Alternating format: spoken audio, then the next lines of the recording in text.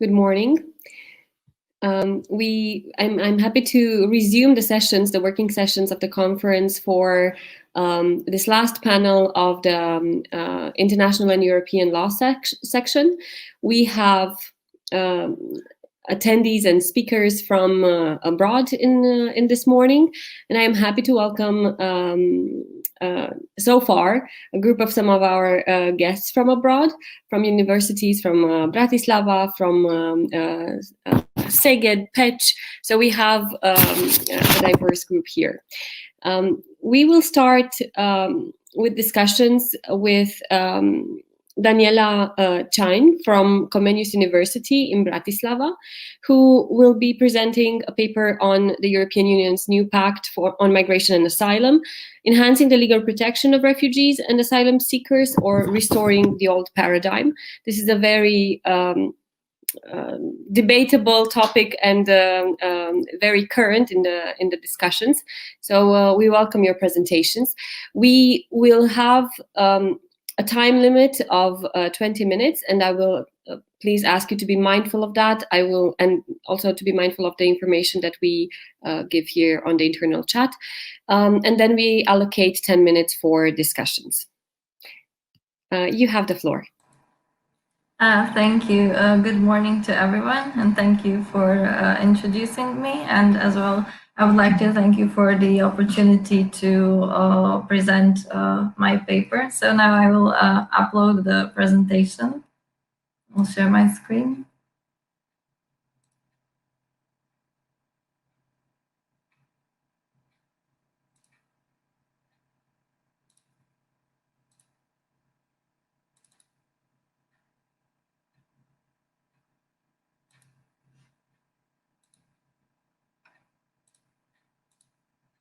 Do you see the presentation? Because I can see. Yes, it is loading now. It is loading now. Okay. So as our host already mentioned, my paper focuses on the new pact on migration and asylum that has been launched by the European Union this September. And it looks at whether the pact's provisions provide for enhancement of the legal protection of refugees and asylum seekers, or the pact rather stands for a re-establishment or restoring of the old paradigm. So here you can see the contents of today's presentation. I don't know, do you see the second slide? Yes, it's visible. Okay, thank you. So after presenting research design, we will briefly review the newly introduced legislative instruments that the new pact entails. And then we will establish what kind of the new narrative the EU created when it comes to its responsibility for the care of the asylum seekers. Afterwards, we will consider the existing legal framework on the refugee rights protection in the context of the European Union. And afterwards, I will concentrate on my main argument, and I will exhibit how this discourse within the new narrative has rendered the legal category of refugee dislocated. And then we will establish what are the key issues and challenges regarding the refugee protection mechanism. And I will conclude with specifying certain recommendations on the refugee rights protection that shall be addressed to the EU. So the question that motivates this research is how do the legal and political changes introduced by the new pact enhance legal protection of refugees and asylum seekers that are fleeing to the European Union countries via the Central Mediterranean route. So to briefly explain such context, meaning the focus on this particular migratory route was chosen for the purpose of examining what kind of legal solutions the pact sets out when it comes to maritime search and rescue operations, and generally saving the lives of refugees and asylum seekers at the Mediterranean Sea.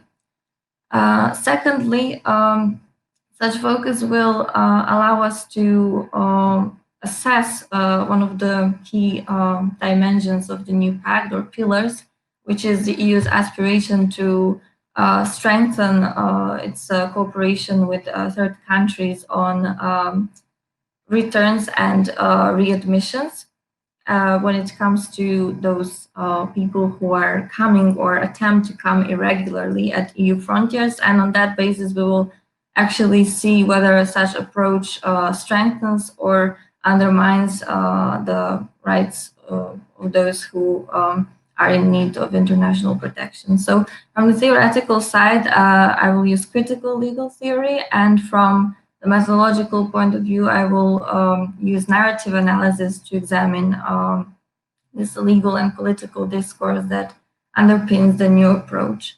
So we can recall that the reforms of the common European asylum system were proposed by the Commission already in 2016 and 2018.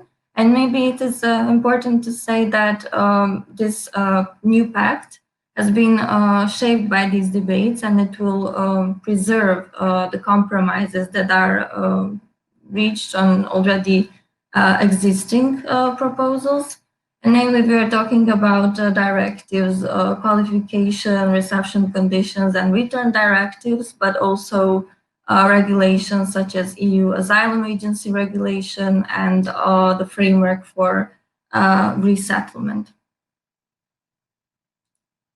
But here on the slide, you can see new elements that were added to ensure a more sustainable approach, as the EU officials say, that is based on solidarity and fair sharing of responsibility, which is laid down in Article 80 of the Treaty on Functioning of the European Union.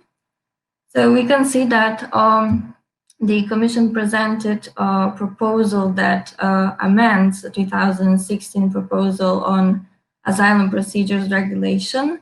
And this amendment, along with the new screening regulation, shall, as we know, ensure that those arrivals, those people upon arrival to the EU, that they are subject to identity, health, and security checks. And on that basis, then they will be channeled either through to return procedure or asylum procedure. And this is also consistent with the amendment on the Eurodac regulation. And overall, these instruments shall ensure that those asylum applications are more efficiently dealt with, as well as the control of irregular movements and detection generally of unauthorized movements. And we can also see that there is a proposal for a regulation on asylum and migration management. And it is important to stress that this proposal will actually replace the current Dublin regulation, and it will introduce a new solidarity mechanism where solidarity will be compulsory or mandatory, meaning that member states will be able to choose whether they want to engage in relocation of those new arrivals who are eligible to stay, or they would rather engage in so-called return sponsorship, and that means that they will use, for example, diplomatic means to return those who are not eligible to stay, but also that they will ensure their reintegration into their countries of origin or safe third countries. But this solidarity mechanism also concerns search and rescue operations, which are, as I said, the primary focus in here. So besides that, also EU proposed recommendations on addressing the crisis, as well as regulation. That is regulation, but also recommendation on preparedness and so-called crisis blueprint. So we know that this new pact has been one of the flagship initiatives of the current College of Commissioners. But its ultimate launch of the proposal was announced during the State of the Union speech of Ursula von der Leyen, the Commission's president. And here it could be also seen that this narrative that the EU established really is based on human security concerns, as it was explicitly stated that that the Union will be taking human and humane approach to migration and asylum, and then the focus will be on applicants as of individuals with human rights, and that they will ensure their treatment and dignity, rather than this on formal procedural issues. So also, when it comes to search and rescue operations, it was mentioned that they will no longer be optional, but that EU will take into consideration those countries that are disproportionately affected by the arrivals. And most importantly, it was recalled that in all those three main dimensions, meaning strengthened cooperation with countries of origin, transit, and destination. Also, when it comes to external borders, strengthened external border and internal rules, meaning the solidarity mechanism, strong solidarity mechanism, and the strong Schengen area of free movement. So again, it was explicitly mentioned that in all these three dimensions, EU will take utmost consideration on respect on the fundamental rights and its international humanitarian obligations.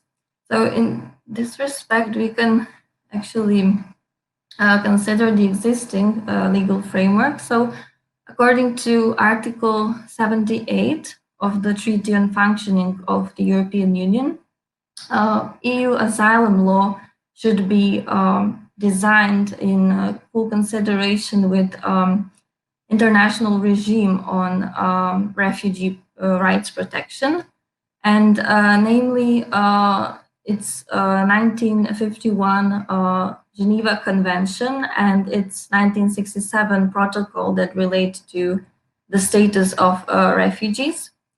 And as we know, the cornerstone of this regime is the principle of non-refoulement.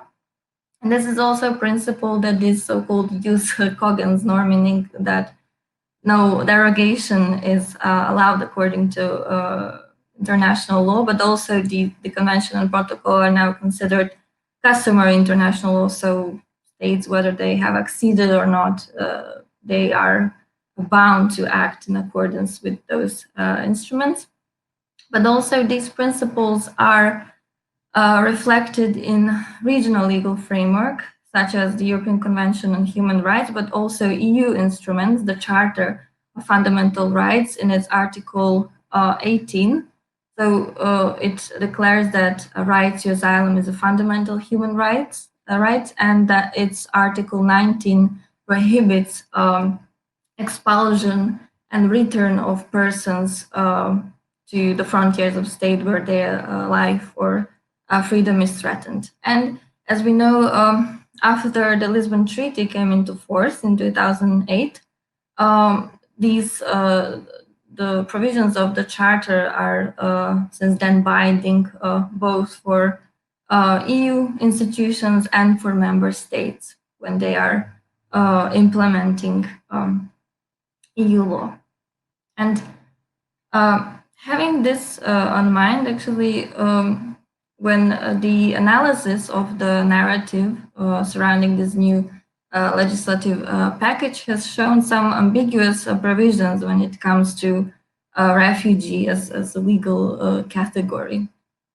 So firstly, by examining these provisions, but also again, not only legal, but also political discourse, we could see that refugees are presented as victims of human rights violations simply by the fact that they face the threat of persecution and fundamental rights abuse in their countries of origin or habitual residence.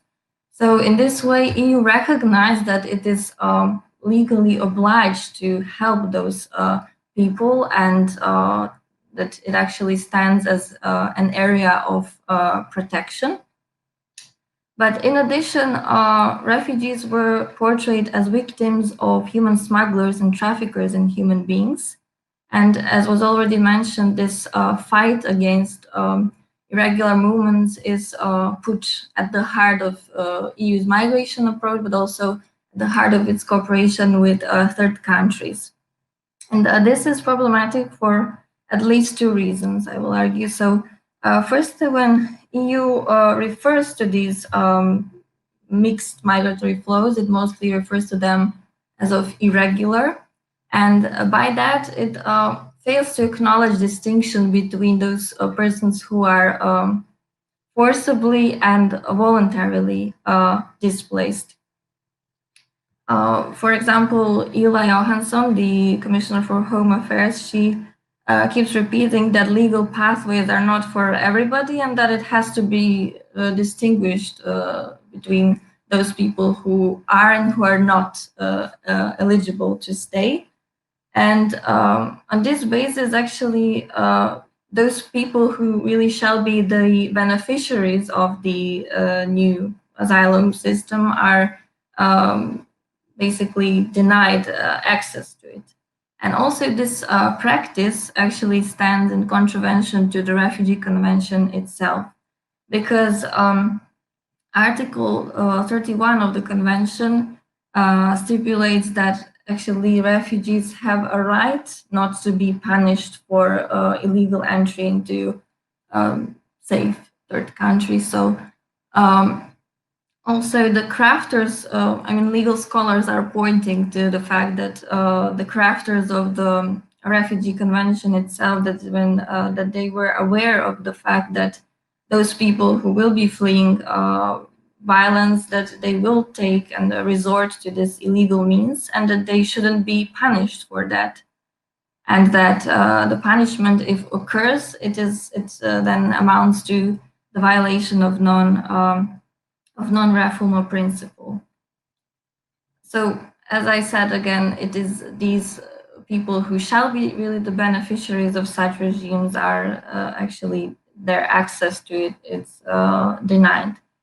And also this then questions the cooperation with third states when it comes to returns and readmission, because EU in its proposals, and again political discourse, keeps repeating that actually it has responsibility to support those refugee hosting communities, and this support should mainly be done through strengthening the capabilities of those states to deal with migration flows, to control irregular movements, and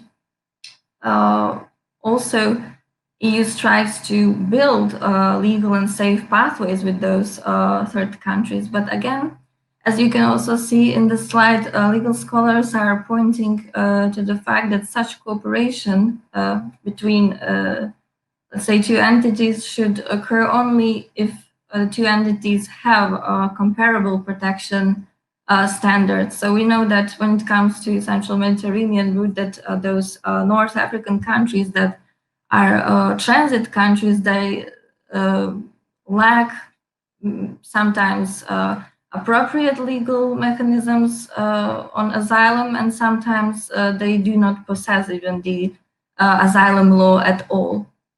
And there are countries such as Libya, for example, where EU is already engaged in cooperation, for example, with Libya's border and coast guard. And we know that there has been evidence, documented evidence that the border and coast guard really has developed links with smuggling networks as such. And we are also aware of the practices of this border and coast guard, that after they intercept people at high seas, that then these people are brought back to Libya and they are detained. So they face arbitrary detention, rape, torture, and various human rights violations. So if really EU is going to work on fostering its cooperation with these regimes, then the rights of refugees will not be strengthened, but will be reduced and undermined. And yes, really when it comes to rights of refugees at sea and such, the discourse showed that Mediterranean migration has been recognized as an ongoing humanitarian crisis. And to tackle such crises, EU proposes to create a common humanitarian and sustainable approach to search and rescue, which shall actually replace this ad hoc solutions. And although EU identified that there is actually lack of this coordination efforts between the member states, it's the Commission highlighted that the fact that search and rescue operations are mainly regulated by international maritime law, and in the new package we could see that there is a recommendation that Commission issued that shall encourage member states to cooperate in coordinating their activities, but this is mainly relation to those private vessels who operate in the Mediterranean, and also some non-governmental international organizations are criticizing this because the pact clearly has proposals to enhance deportations, but again, not really much has been said about reinforcing humanitarian rescue, for example. In this case, on this topic, Commission issued guidance where it actually provided its own view on the interpretation of this facilitation package, mainly facilitation directive, where it was clearly stated that those humanitarian actors who engage in search and rescue operations and save those people in distress shall not be punished for that, as the practice was until today and still is. So that we should distinguish between those actors who have a humanitarian objective and objective to facilitate illegal transfer of migrants to the EU territory. But again, the pact contains really little assurances on whether those rescue obligations will prevail in comparison to externalization and strengthening of the border control. And also, we can see that in these three conventions, international conventions that relate to assistance to people in distress at sea, so they also clearly state that states should provide assistance to people in distress irrespective of their status. So again, the argument that has been used to stop these irregular flows is not justified in this case. And also, again, the point of ensuring swift disembarkation in the ports will also not be ensured properly based on the analysis, because the Commission itself says that it has it is not its ability to actually coordinate search and rescue and also to indicate places of disembarkation, but that it can coordinate relocation once those people who are saved are disembarked. But as we can see, actually the problem is that people will not even have a chance to be relocated because they won't even come at the EU frontiers if these legal provisions are accepted, because we know that the Parliament and member states have to approve them in order for it to become legislation. So when it comes to key issues and challenges, this whole pact seems as it is stated in the slide, as a repackaging of existing legal instruments, as the really disproportionate focus is being placed on, again, cooperation with third countries and returns, and also international non-governmental organizations are criticizing the fact that you introduced the coordinator on returns but not coordinator on relocation. So that it also signifies that EU is more up to externalization. And as I said, the access to protection appears to be the main missing point that has not been addressed in the package. And although in this last or internal element of the pact, the EU ensures that migrants will have legal certainty in terms of right to due process and effective remedy, but again, until they reach the state of being able to enjoy these rights is problematic. And there is high risk of refoulement in a sense that every legal proposal really contains or mentions the need to respect non-refoulement principle, but in practice, guarantees are really weak. And when it comes to search and rescue, we see that there is a lack of clarification of, again, responsibilities. So it will mean that those coastal member states will just keep like pointing finger of blame to each other, and migrants will remain in distress or will be, by the pushbacks, brought back to these North African countries. And yes, one important element that I forgot to mention when I was mentioning that the Libyan Coast Guard, actually, that there are documented violations on documented human rights violations by their conduct.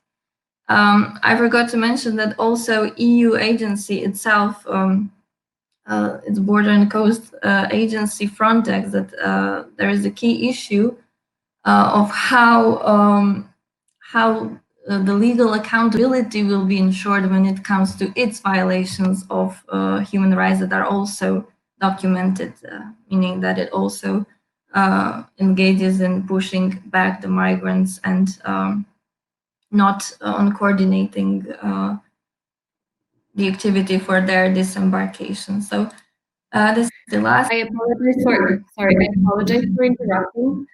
I just would suggest that we approach swiftly a conclusion because we are pressed on time. Thank you. Oh, I'm sorry. I didn't see the time limit because I see only the presentation. Okay, so I will conclude. I'm sorry for this. So when it comes to this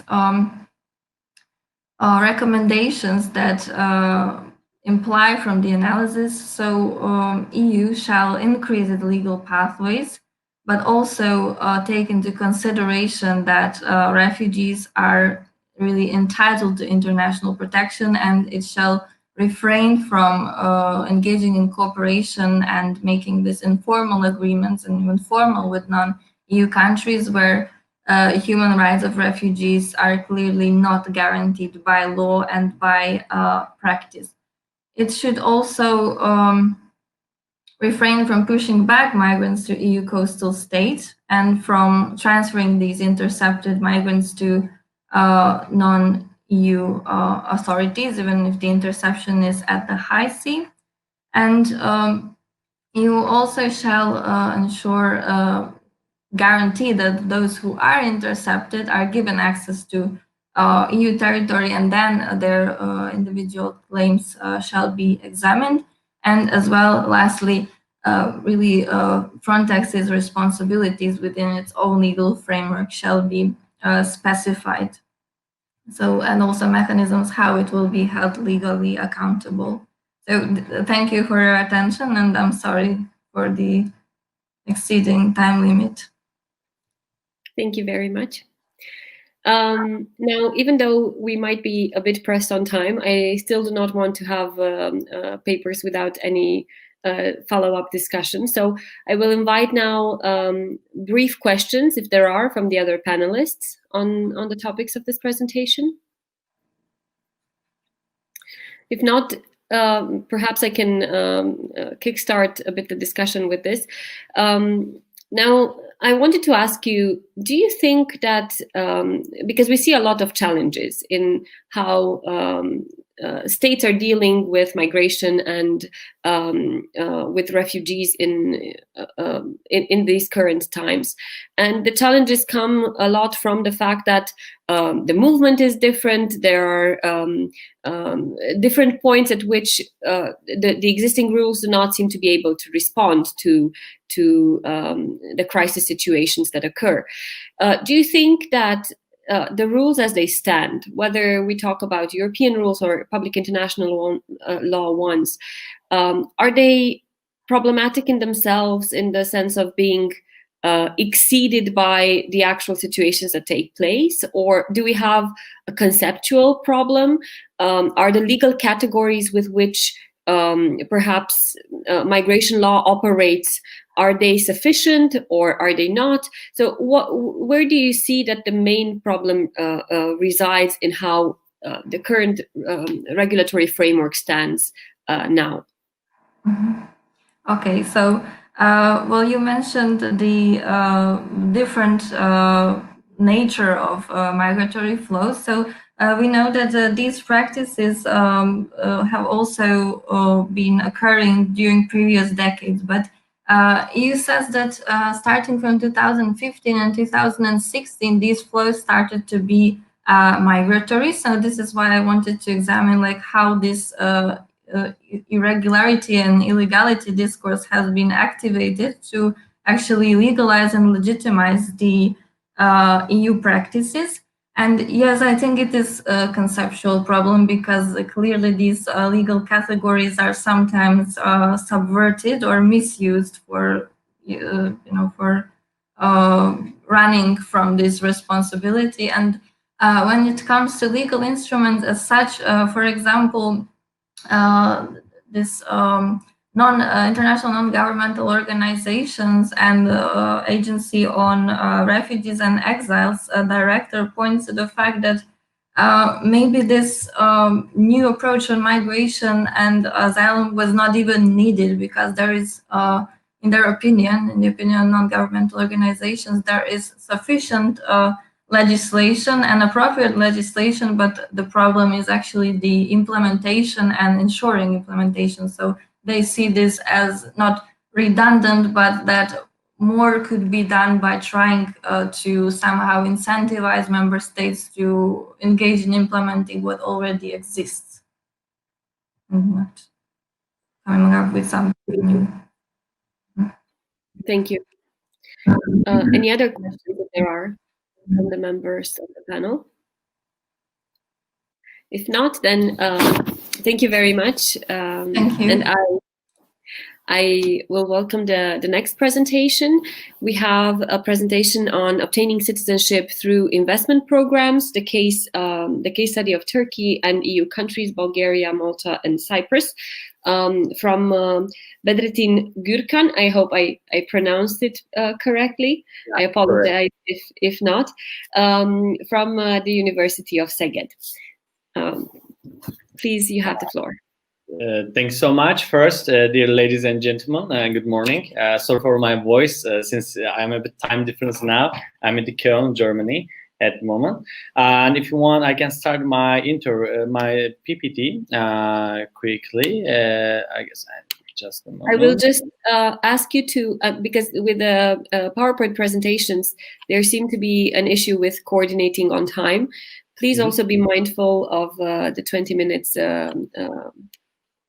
time limit, because I might not be able to get through to communicate it to you. Sure. Can you see my screen now? Yes, it is visible. Okay, perfect. So let me start with my program. First, let me introduce me. It is Bedrettin Gürkan. I'm an attorney, also the PhD candidate of the University of Szeged Faculty of Law.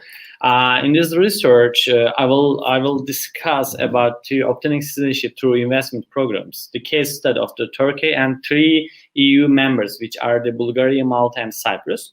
Of course, these programs are changed a lot since I made this research, because of also the COVID changed so many things, as you guess. I will try to summarize you my research. The first, my research questions are, what are the reasons behind of citizenship programs? And of course, it will be important to know that what is the citizenship, and also what is the passport related to citizenship when you talk about. Second question is that which programs are already valid, at least in Europe continent. And third question is that common points of this program and also differences of these investment programs I will try to summarize on the example of these 4 countries. Our methodology is that the first case studies we are going to use as 4 countries. The second thing, that literature review we did for sure, and jurisdiction comparisons in these 4 countries laws. We made the deep research, and then we try to understand that what are the conditions of these programs. And lastly, qualitative and quantitative approaches we will use as our methodology. And the first that, of course, it is important to discuss what is the reason behind of the citizenship, like looking for another citizenship, because technically there's also the problem of the stateless people in the world. It is also a big issue. Technically, every person in the world now somehow it has to have some citizenship. Doesn't matter from Bulgaria, Romania, Turkey, or Nepal, like that. But technically, there is also a big problem because of political tensions between the countries. Even there are stateless people, and of course, if we talk about the majority, everybody has first citizenship at least, and of course, there are like a second and third citizenship options, as also depending on your citizenship, but technically, with the 21st century, beginning of the 20th century, the development of the transportation as like easily travel from some place to other, as also freedom of movement between the countries become much more easier, and also due to political reasons, like a freedom of the movement for third world countries citizens, like in Africa or in some Asian countries, it is very hard to travel sometimes because of that you hold a passport of these countries, which is not that strong to travel to other countries.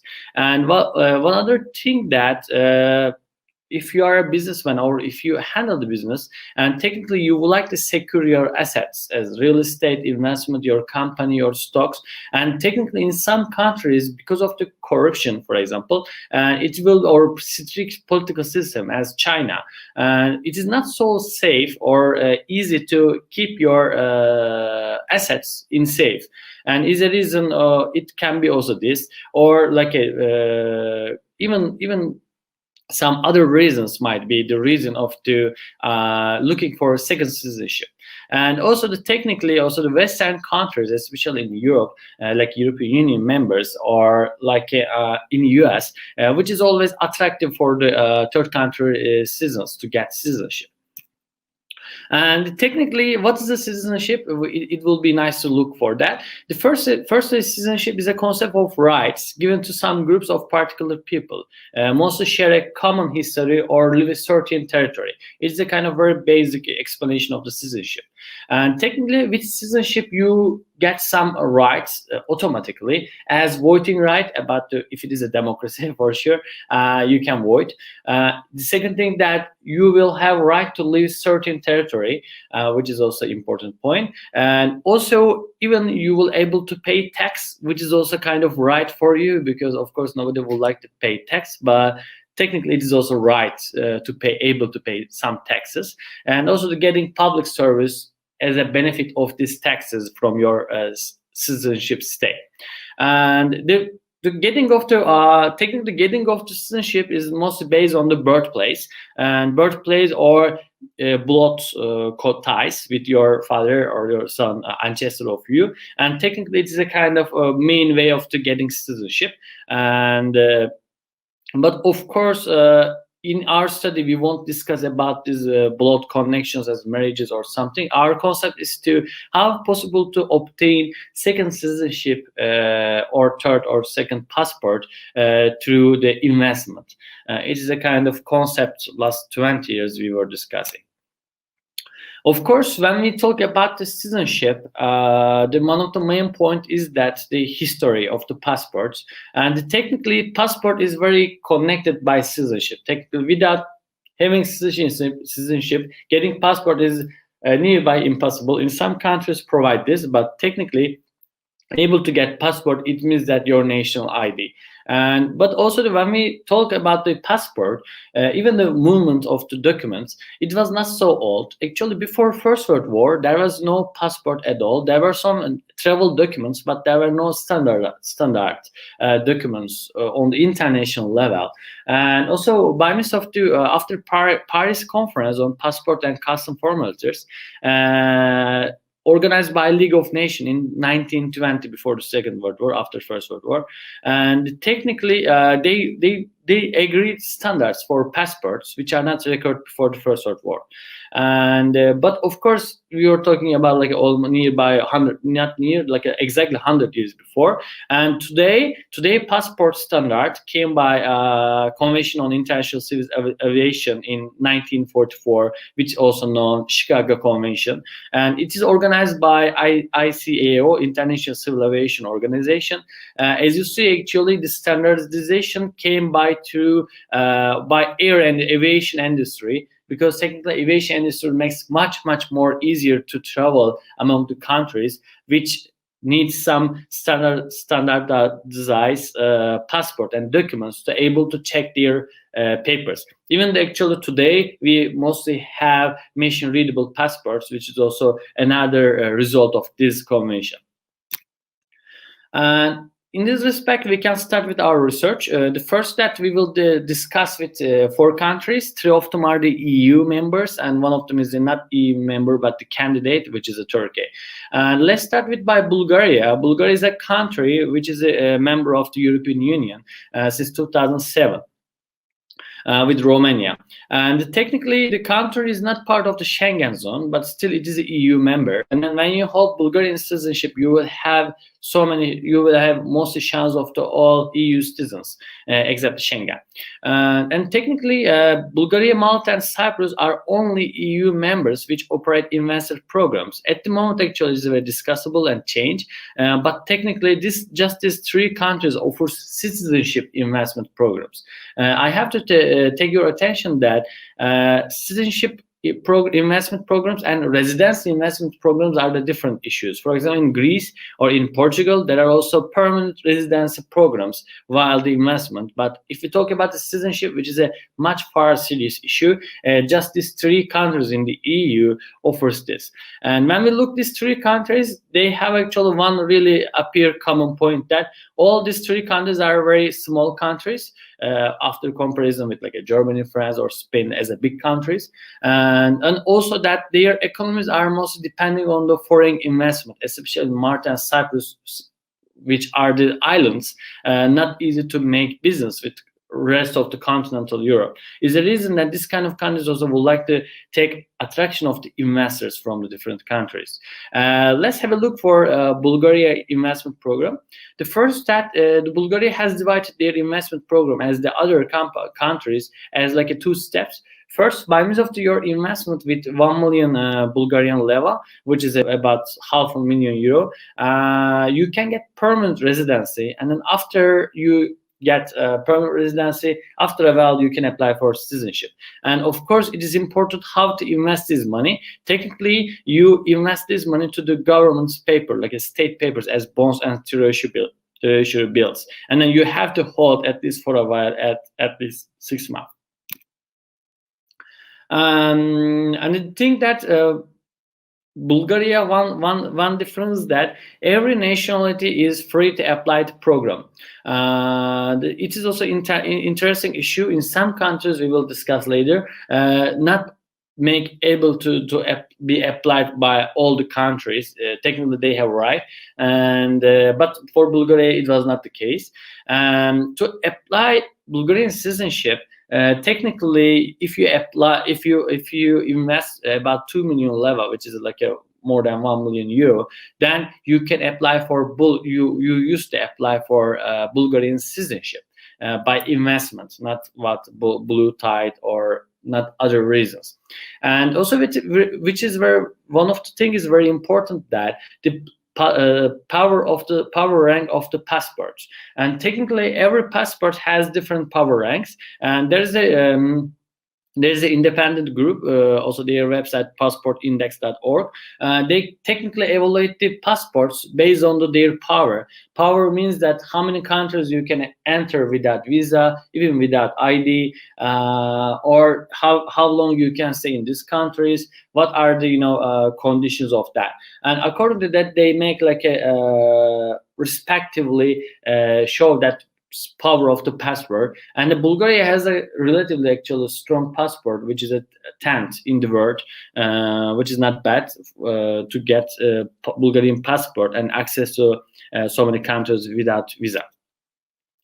And second option, that Malta investment program. And technically, as I told, that Malta is also a very small country, which is less than 500,000 population, which is also full EU member of the European Union since 2004, as a Hungary or Czech Republic.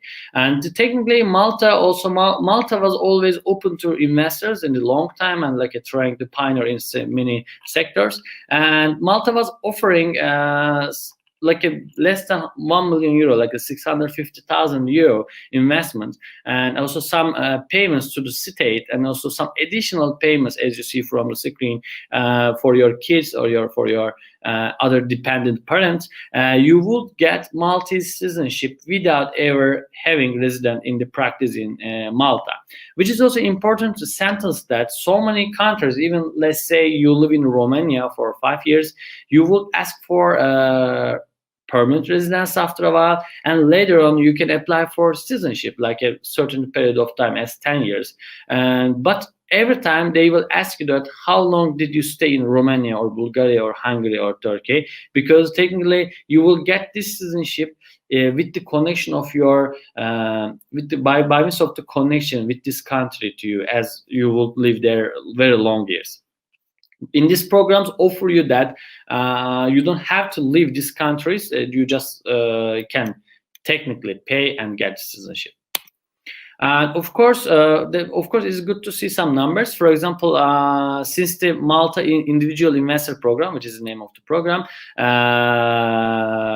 from beginning to do 2019, 30th of June, there were like 1,742 applicants, but just about 1,200 of them nearby was successful. So it shows that investment itself doesn't guarantee the citizenship. I mean, the country still has right to refuse or accept. And one other thing, that actually taking this country doesn't kind of sell their citizenship. Also, they sell the EU membership, EU citizenship. So it means that they will get the free movement of rights, voting rights in the EU Parliament, for the EU Parliament, and also some other local election, and the decision making on the country's political system, which is also very discussable, that by means of the investment, how they can approach to the political opinions, even they don't live there. It is also another discussion. For multi-citizenship, as I explained you in Bulgaria, differently, in some countries are not able to apply, as Islamic Republic of Iran, Islamic Republic of Afghanistan, and North Korea. These citizens, or the people who are residents of these countries, are not able to apply these programs. But technically, what I see in the practice as a lawyer, also it was an interesting point that how people found loophole that technically we will discuss also Turkish citizenship at the end. People ask for Turkish citizenship first, and then by means of Turkish citizenship, they apply for multi-citizenship, which is also interesting point. Okay, let's keep it up. In Cyprus. Cyprus is also a very small island in the Mediterranean. We are talking about the very Greek side of the Cyprus, which is an EU member. It requires €2 million investment. It will be either for construction and real estate, or it will be on the financial assets of the Cypriot companies or organizations as well, or securities. And technically, the difference of the Cyprus is that also their fees of the government, which is very high, as you see, €75,000 to plus €75,000, like €150,000 you just donate to the state at least, and then rest of the amount you should invest into Cyprus companies or construction or purchase. Cyprus passport also is quite strong, and the ninth passport in the world as a power rank. Let's go for like a Turkey investment program, which is just a country which is not EU member and then provides citizenship options by investment in this research. So technically, Turkey is a secular country, but has a Muslim majority located between Europe and Asia. Also, it is attractive for very different countries due to that it has a European climate, but also kind of Muslim country. And it attracted about $209 billion for investment until between 15 years period until 2018. And technically, the Turkish citizenship program started from 2017, but at the beginning it was about $1 million real estate investment or the bond investment. However, later on with last change in 2018, they decreased the price to $250,000. Technically, if you buy 2 flats in Istanbul, in the total value of the $250,000, you can apply citizenship and you can get citizenship less than a year, which is also very big discussion in Turkey that how it is cheap, and it is a reason that also it is a very discussable issue. And also, if you invest $500,000, like €500 million, into Turkish treasury bonds and technically state papers, and hold this for 3 years, you can apply. Also, you can get citizenship, but you don't have to wait for 3 years. Technically, if you would like to withdraw your money, you will lose your right of citizenship. But technically, it is also another point. Turkish passport is not that strong as the EU members, as you guess. It is a 43rd passport power rank according to Passport Index, but it has some special strong in some MENA countries like Middle East, North Africa. Or as I explained, that if you would like to apply Malta citizenship if you are from Iran, then you can apply first Turkish citizenship, then apply for Malta. So, conclusion, in the European Union, 3 member states, as we discussed, Bulgaria, Cyprus, and Malta, without obligation of physical residence or for the individuals, can apply citizenship to the investment start from €650,000 up to €2 million. And also there was a European Union report on it. Technically, European Union, like Brussels, was not that happy by these programs. Technically, the countries doesn't sell their citizenship. They sell also EU citizenship, which is kind of discussable by the other EU members. And also the last thing that we may see, in the future, most probably that we may see some more investment programs, especially by small island countries or small countries with investment. However, of citizenship investment program also keeps its importance, especially on this day. Thank you so much. Please don't hesitate to contact me, or if you have a question on LinkedIn or email. And my presentation ends by the references, but I guess it will be fine later on. You can have a look. Thanks so much. Thank you very much for your presentation. I will invite questions if we have any from the other panelists. If not, I will maybe address one myself. So you've discussed about how the EU is not very happy with this sort of investment citizenship program, and it is to be sort of understandable because, as you say, it is not about selling Maltese or Cypriot citizenship, but rather selling again European Union citizenship, which comes with with several benefits. How do you think that this will be handled? Because we know that there is a lot of pressure on countries like Cyprus or Malta to rethink their whole investment programs, because there is, this sort of citizenship path is one of the issues with the way in which they handle foreign investment, but they have also been generally regarded as tax havens for a number of years. So how do you think that the EU framework will change and perhaps even put more pressure on these types of countries in the future? Do you think that there is any chance for these countries to maintain this sort of investment citizenship programs, or will they disappear altogether? Because we see a lot of preoccupation, especially lately in the context of also security threats. We see a lot of preoccupation about how citizenship is being handled. So how do you see the evolution at EU level from this perspective? Thanks so much for the question. Technically, what I see that, of course, it is not that sustainable programs for the scheme of the EU, because technically these are the very small countries which don't hold power in the European Parliament, as you can guess, because of the population. And it's the reason that there are actually big countries as Germany or France, especially because of the increasing far right popularity in Europe, which are very unhappy by means of this, because of these programs.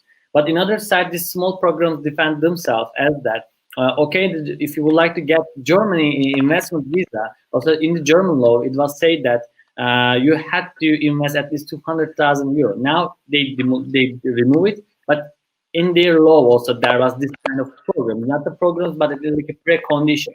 And technically they were saying that, okay, as a Germany, even if you don't ask for money, people will deposit money to the Germany to invest in Germany because it's the most attractive country, or the France, or even Spain and Italy. But if you would like to get investment to Cyprus or Malta, okay, they don't have so much choice rather than this kind of programs, because secondly, you can build a fabric in Cyprus or Malta.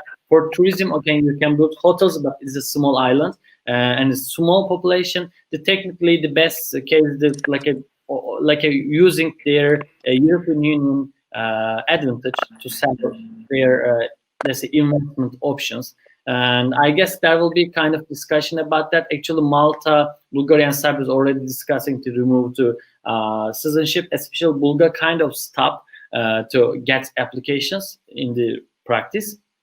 I guess for also it was not that profitable as they expected, to be honest. 1,000 application sounds good money for us per application, like a nearby 1 million euro. However, for the country's budget, it's not so big money, like 150 million euro, 200 million euro.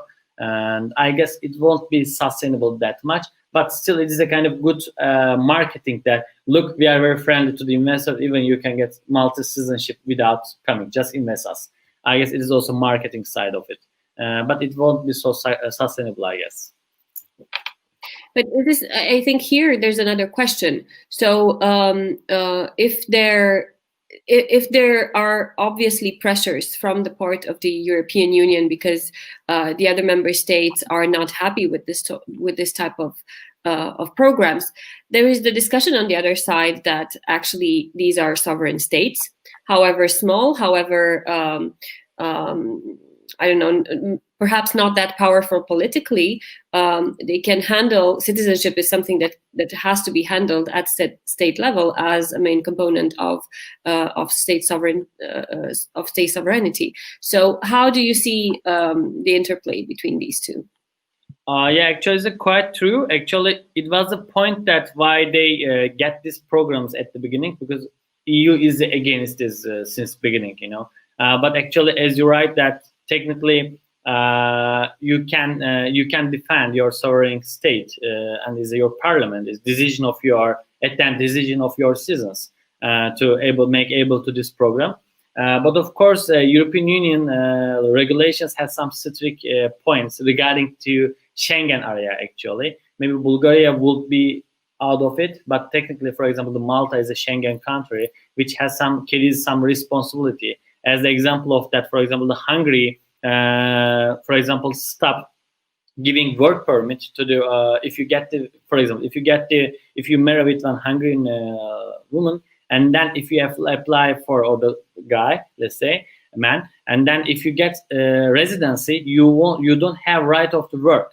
And technically what this person will be this, because it is the first example in the European Union that the person who gets residency to the family but not has right of the work permit. And then they took this case to the ECHR, European Court of Human Rights, because technically it is also kind of against to do some part of the human rights, because without, okay, you can get residency but cannot work, and what you will do in this country. And this kind of issues are very discussable in the top of the EU level, since also these are the kind of standards of the EU. I guess in this part, sovereignty is the important thing. But if you are the member of the Schengen area, you should carry some responsibility, especially also for security reasons. Is the reason that Maltese government is kind of more strict regarding the citizenship of the North Korea or Iran or something. Thank you. Thank you. If there are no further questions, then we can move on to the next presentation. And I'm happy to see that our next speaker is with us and has been able to solve any technical issues. So we have Melania Nog from the University of Puteți with a paper on children in terrorism. Melania, you have the floor.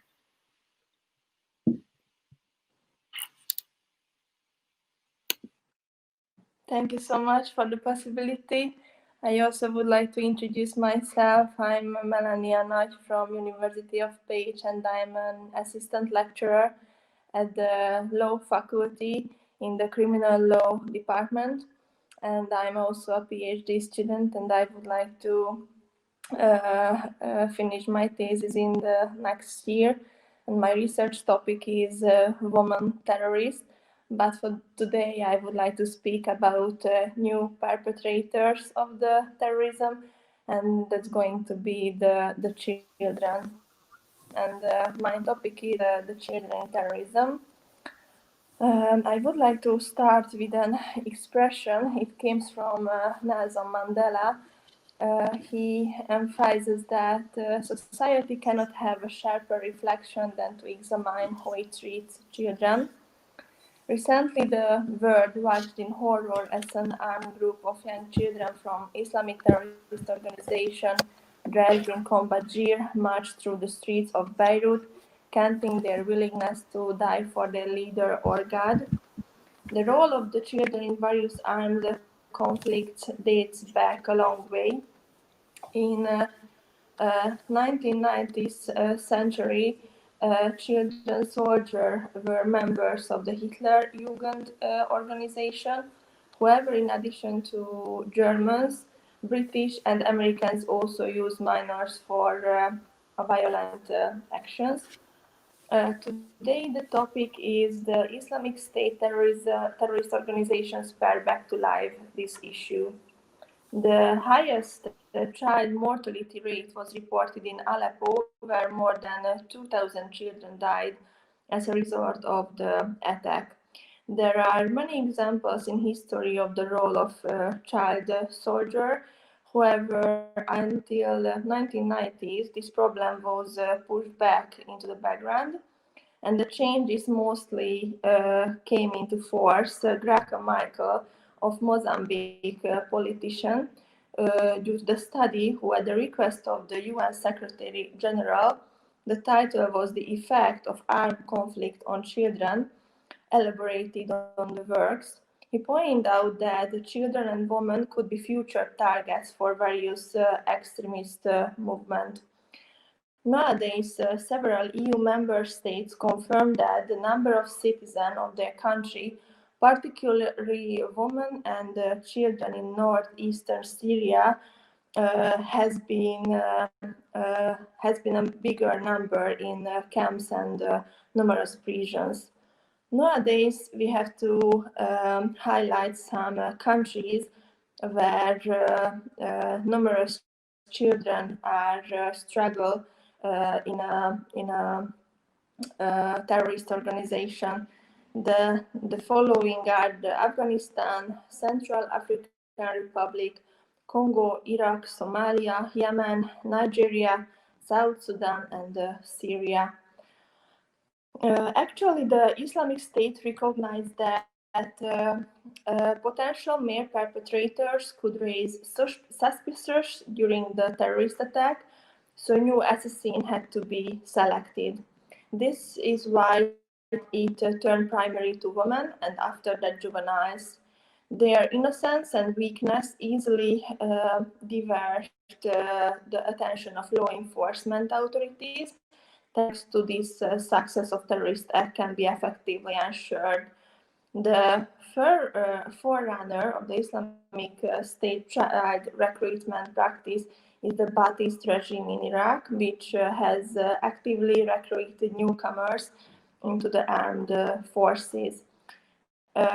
Numerous children younger than 12 years old, and they taught military training and ideological foundation as well. From middle of the 1990s, Saddam Hussein organized a military summer camp for tens of thousands of boys every year.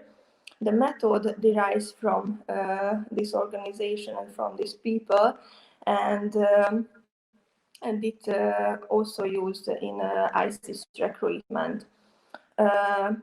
ISIS made two offices where they try to recruit more children. These two offices can find in Syria, and it's in different two cities, Al-Mayadin and Al-Bokomal. They try to attract children living in the territory of Islamic State.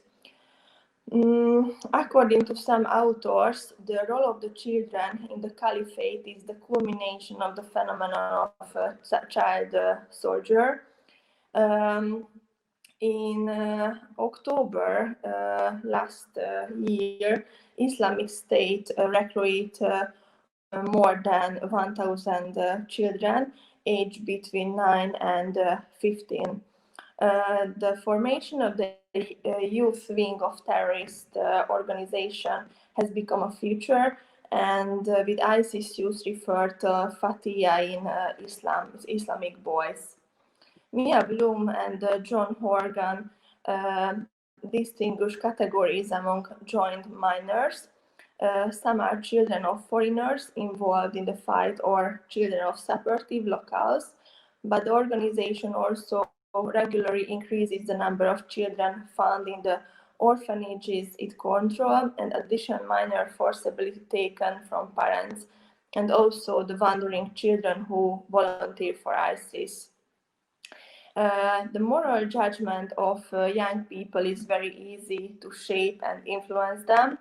They do not need as much brainwashing as adults.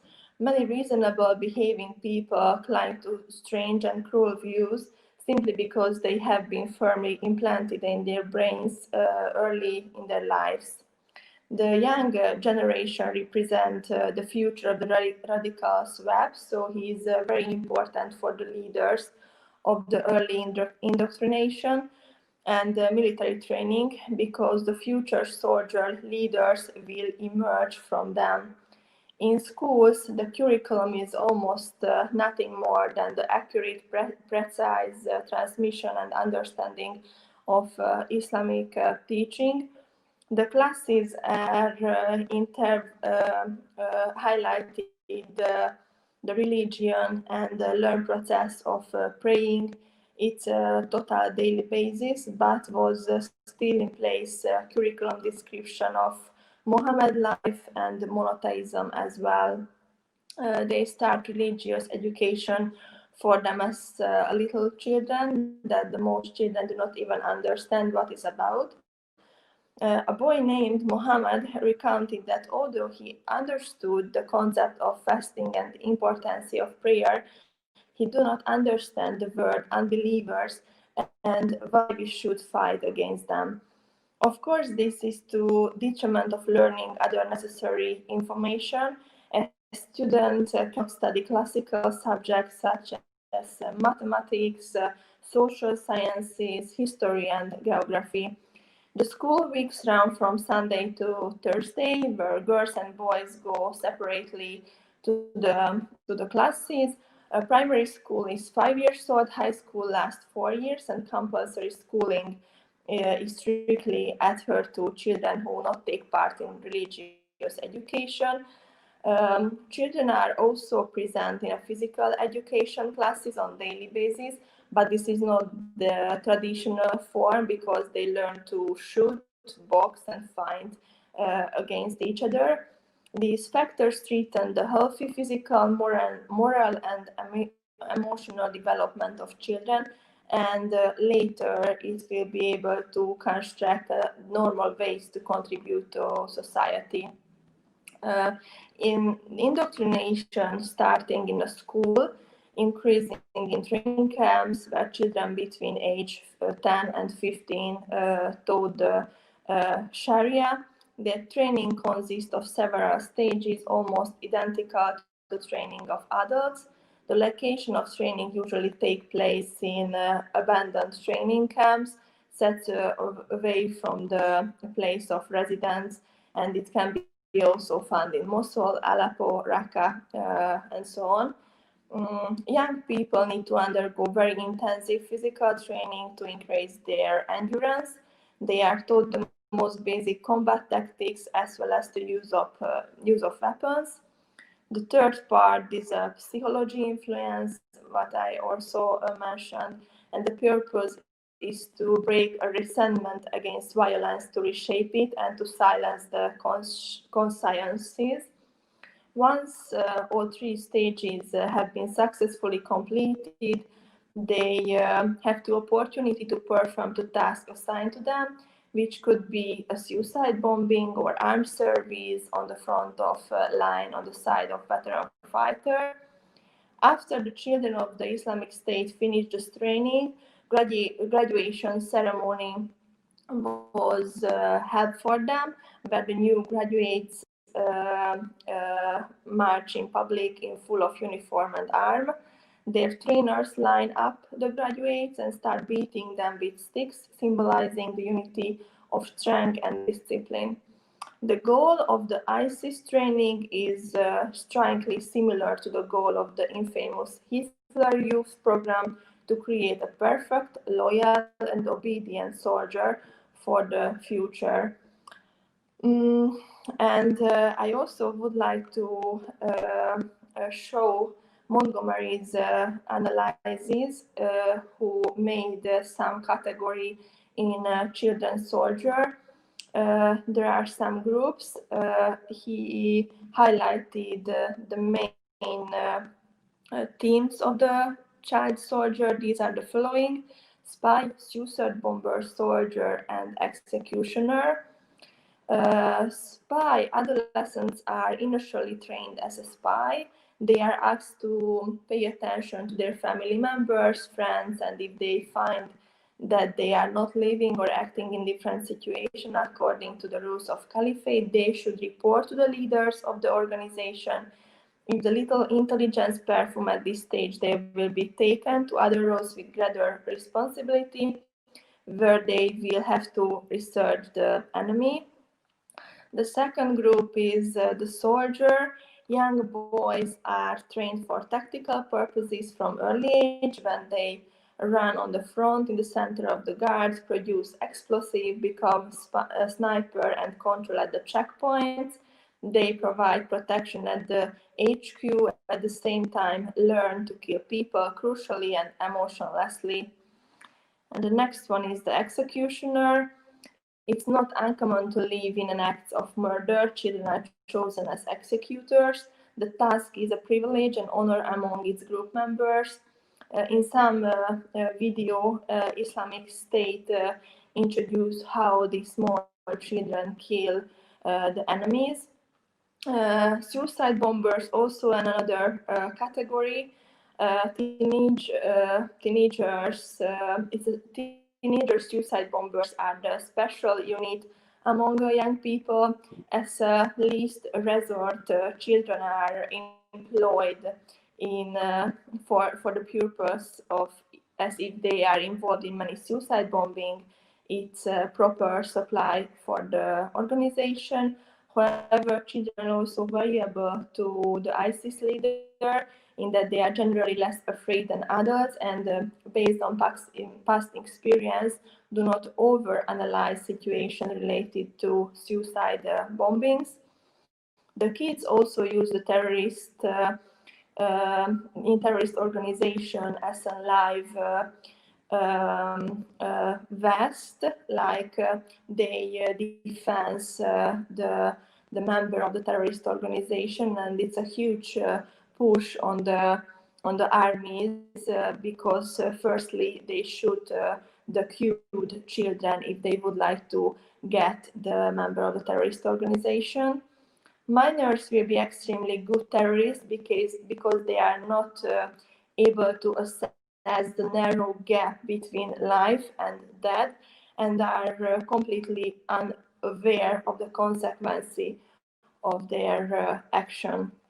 And if I have a time, maybe yes, I have a bit, I would like to highlight some details of the girls, young girls in the terrorist organization. They receive an education that teach how to provide for their husband needs, how to raise their children in the ISIS ideology, and how to run the household.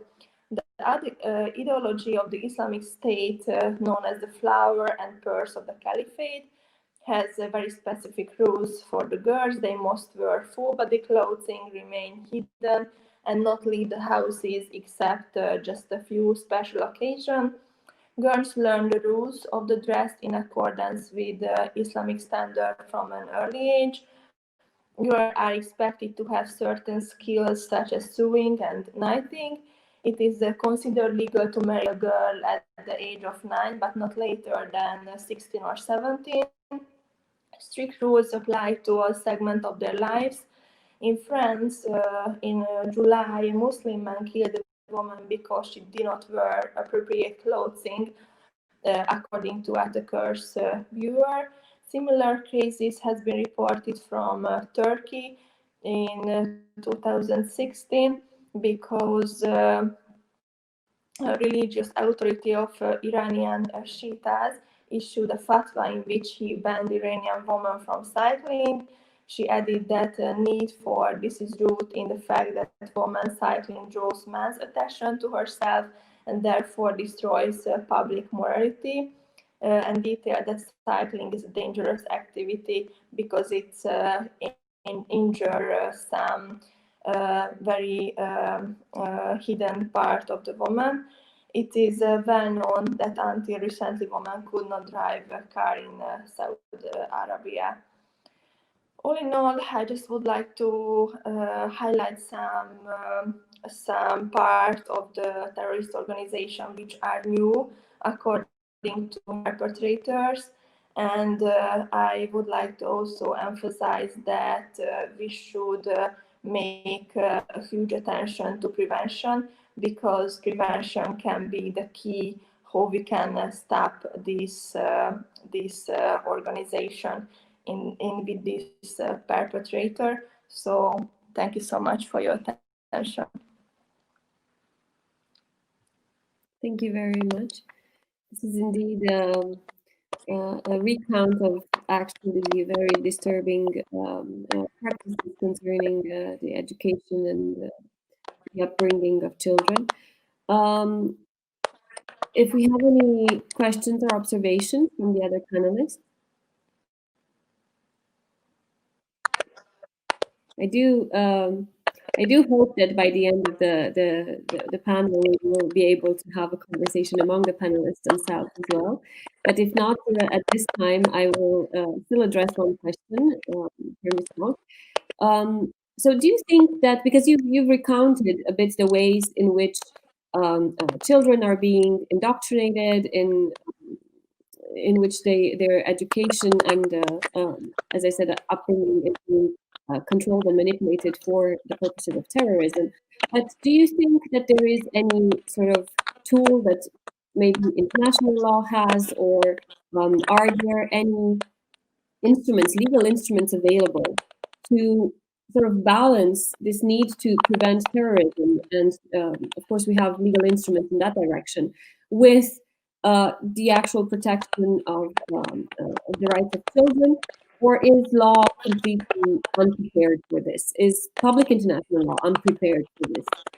Because we know that even the regulations, the rules that we have on terrorist activities are scarce, let's say, and for still scarce compared to the scale of the activities and to the ways in which terrorist activities take place.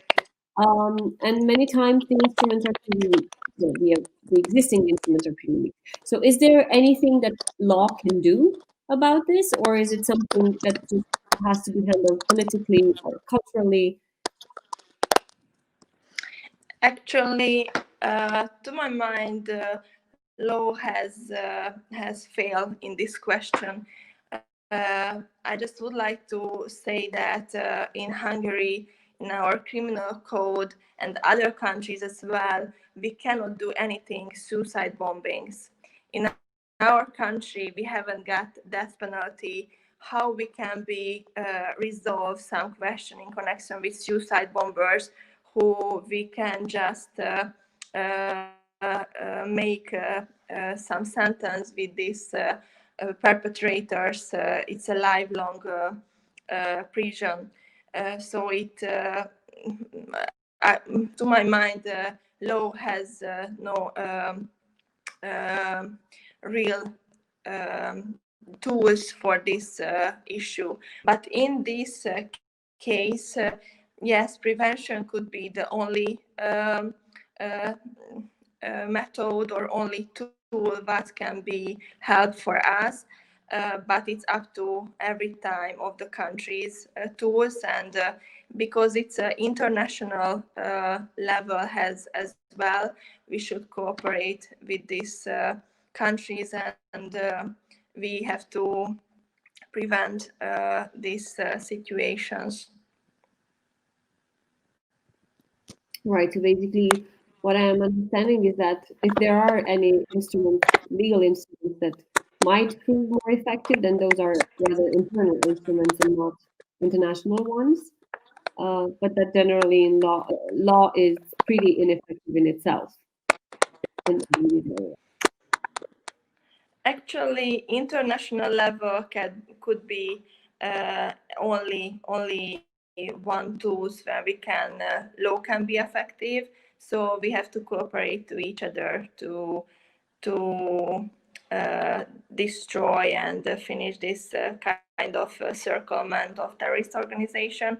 But to my mind, it's a new wave, and we cannot save all of these children in this field because of their background, because of their poorness and so on. So it's a really hard issue. Thank you. Is there any further comments or remarks in this presentation? If not, I thank you very much. And then we will move to our next speaker with a paper on international law responses to new technologies and new types of actors in outer space. Our speaker is Bibiana Bajzova. I hope I pronounced it right, from the Comenius University in Bratislava. You have the floor.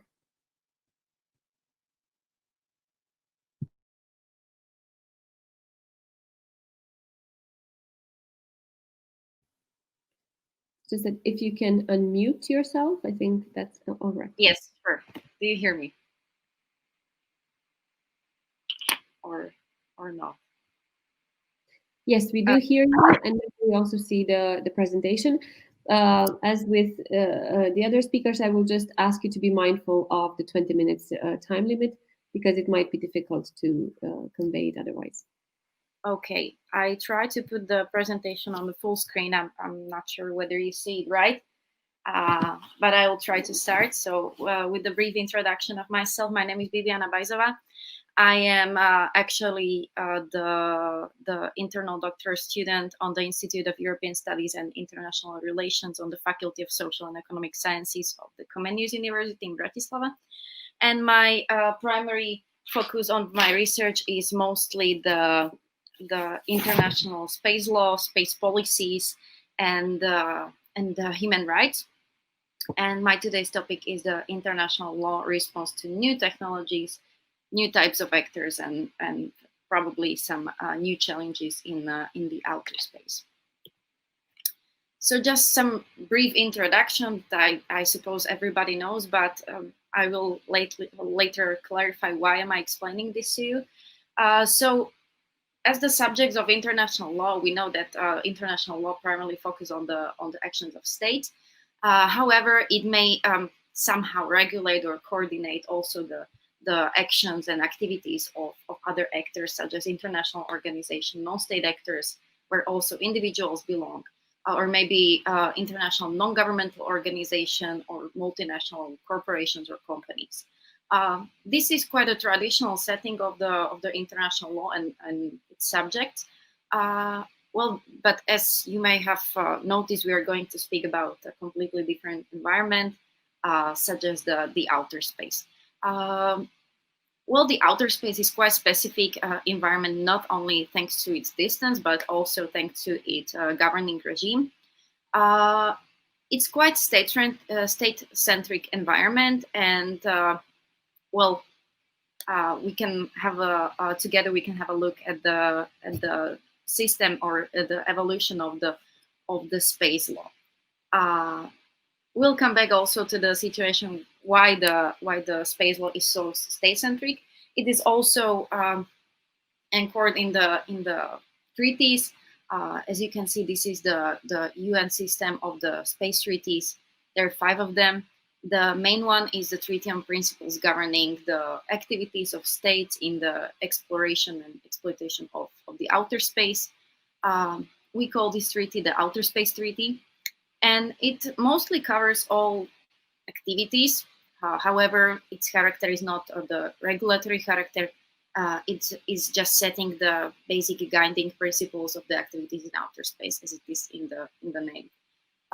So when you have a look at the Outer Space Treaty, there are articles or provisions that are setting some general character of the outer space. They're setting some activities, what is allowed, what is banned, etc. And is also discussing several other issues about the rescue of astronauts, the liability for damage caused by space object or other objects in outer space, about the registration of the objects, mostly the human-made objects, and the Moon Agreement. This is the set of the treaties that each of them is discussing very specific issue, but the issue is already covered in the main Outer Space Treaty. It is just more.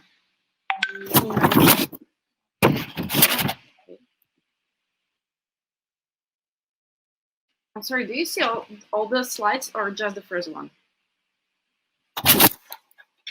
We see the first slide. Okay, I will try to do this. I think you have to operate the presentation yourself from your computer. I was trying, but it was doing nothing. So I'm sorry. So is it better right now? Now the slides have moved. We see the slides, the slide with the second one. Okay. I was already on the third one. I'm sorry. So it won't be the full screen. No worries.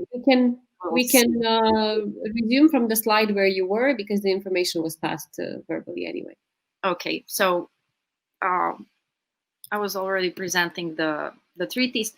So as I said that the provisions of the very specific treaties about the rescue agreement or the conventional liability, they're already present in the Outer Space Treaty. However, they're not that specific as in each of the other treaties.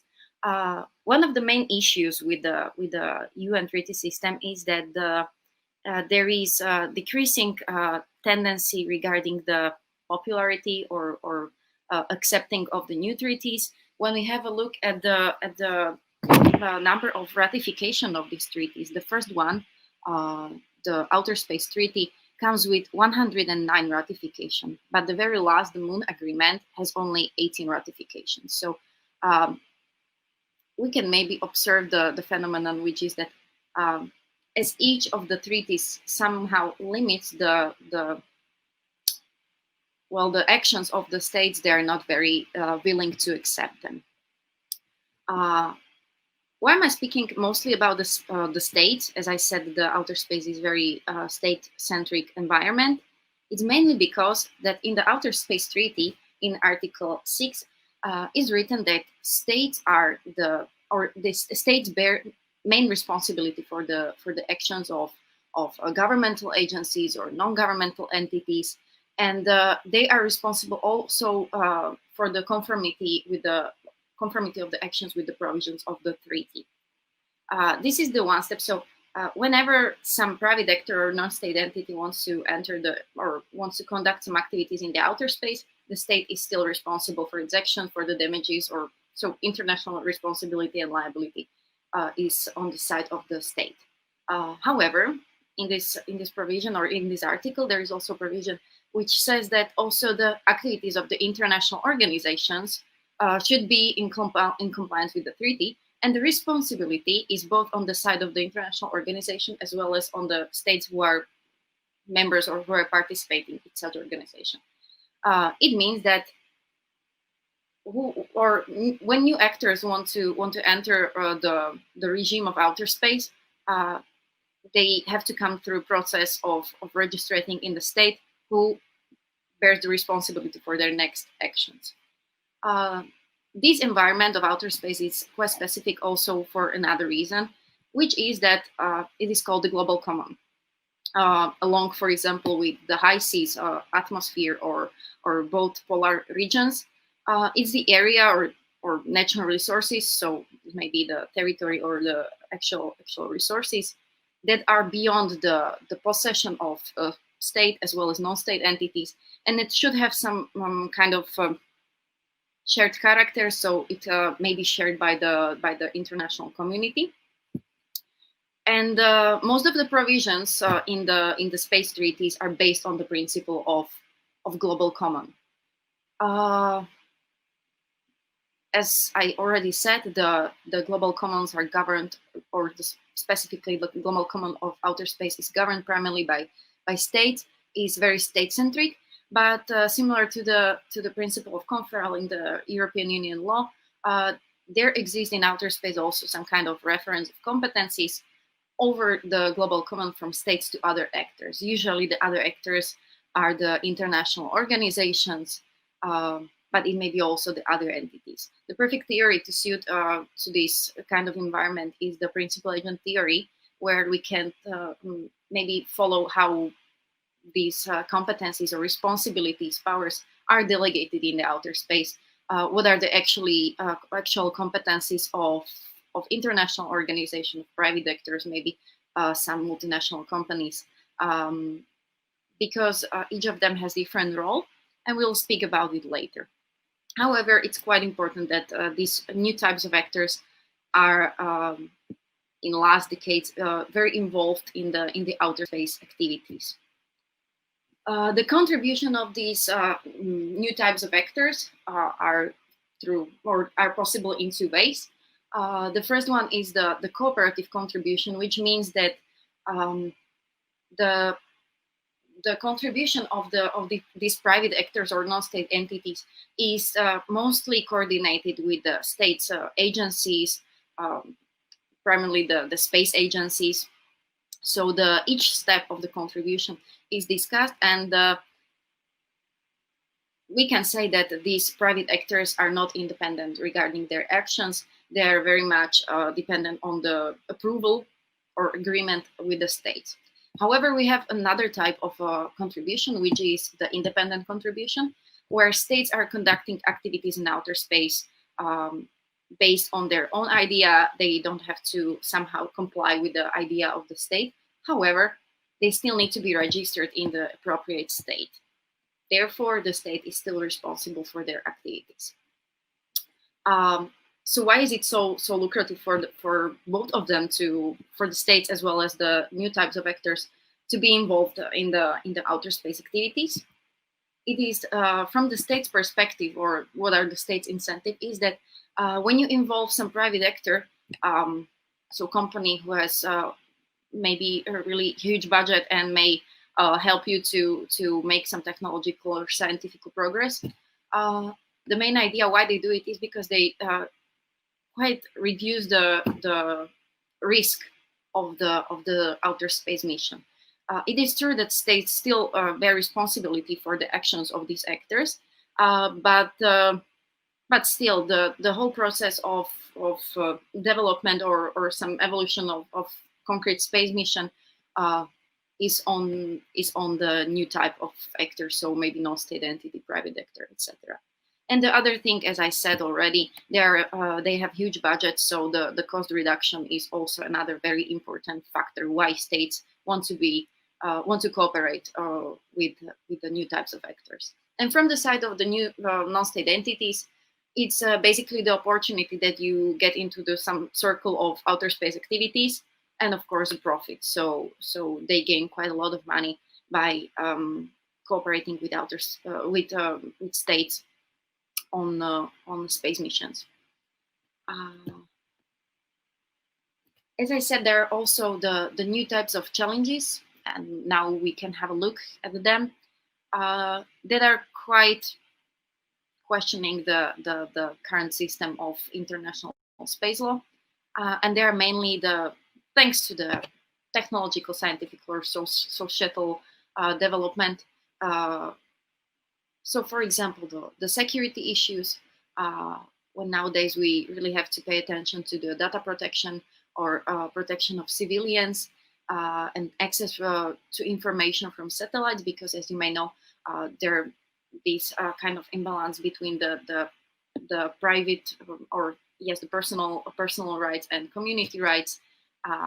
When we discuss, for example, right to information, so you have your right to access to information, for example, from the weather satellites, or for example, the global navigation satellite system, or broadcasting information, so you may access them, or for example, you have right for telecommunication access, etc. So this is quite a large area where we can maybe try to focus on the data protection, because from the personal rights, these information or the access of satellites, the constant surveillance may somehow interrupt your privacy, which is another right that you as a person have. So this is the first type of challenge, which is quite current right now. The next one is the involvement of the new types of actors.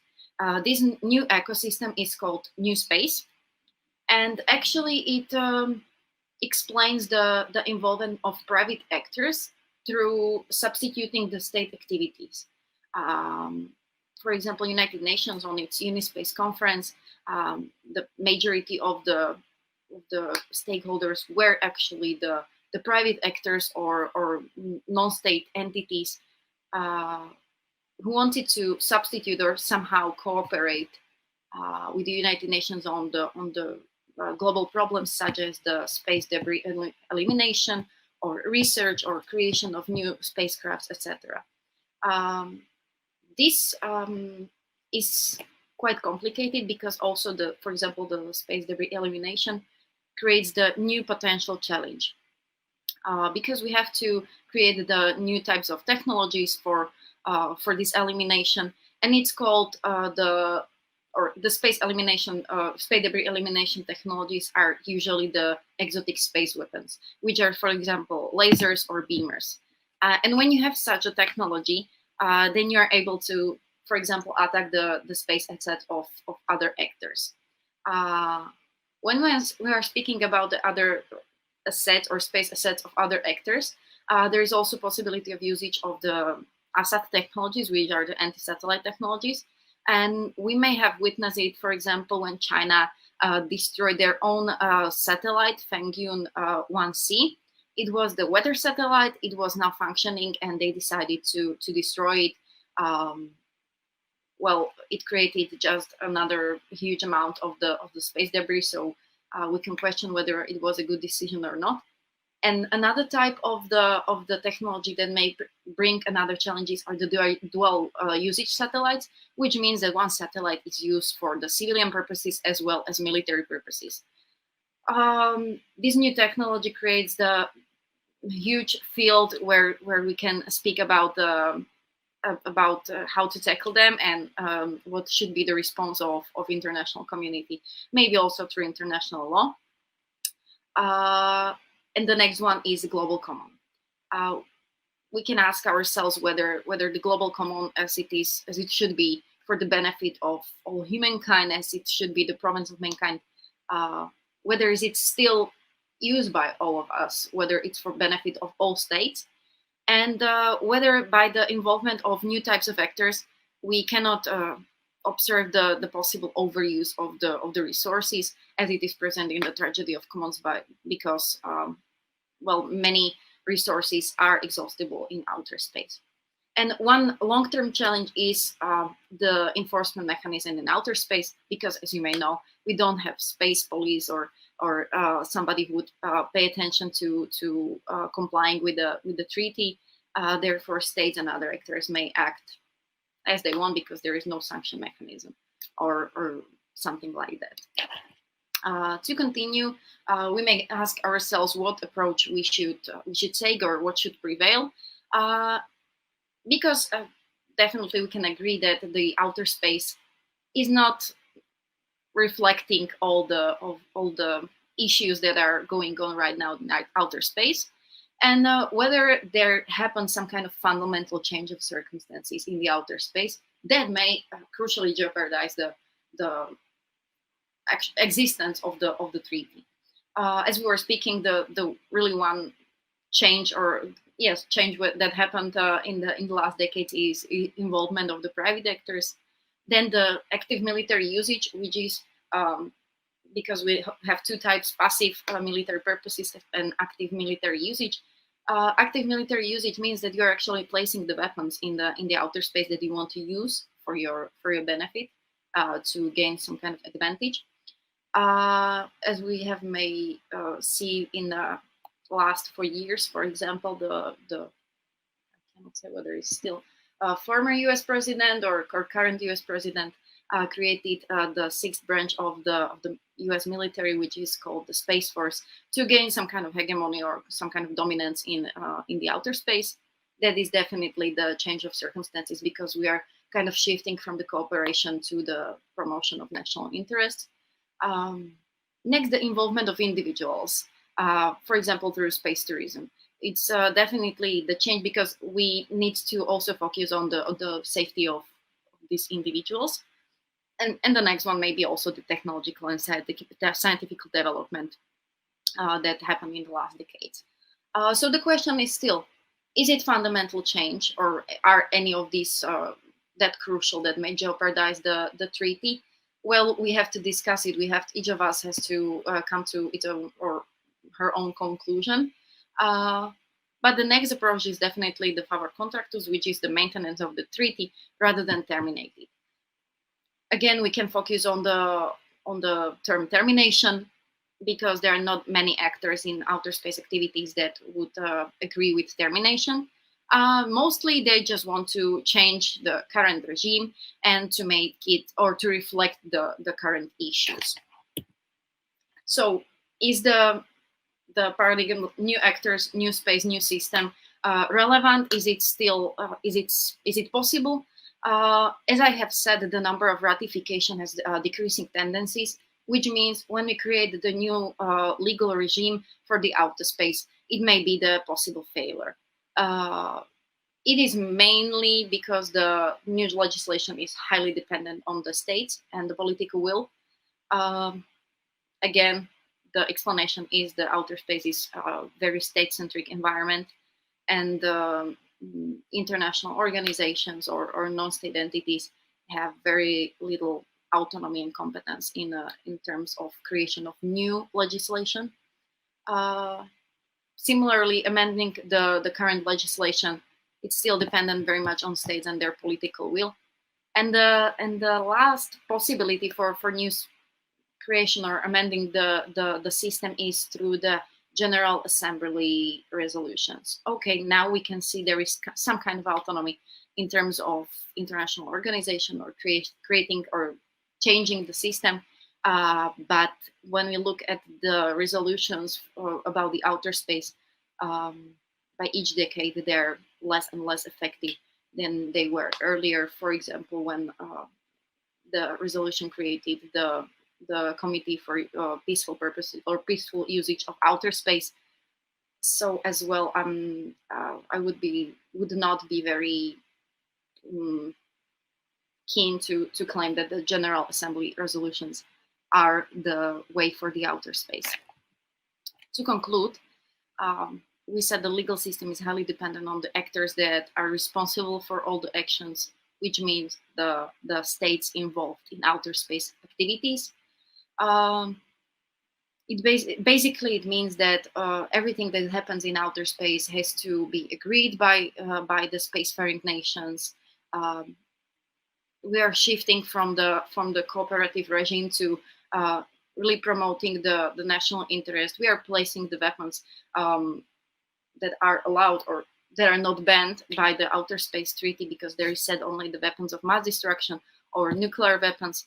So states are coming with new ideas what to place on the orbit, how they may somehow take all the possible places, for example, in the geostationary orbit. So there is not the sharing character of the outer space as global common as it's supposed to be.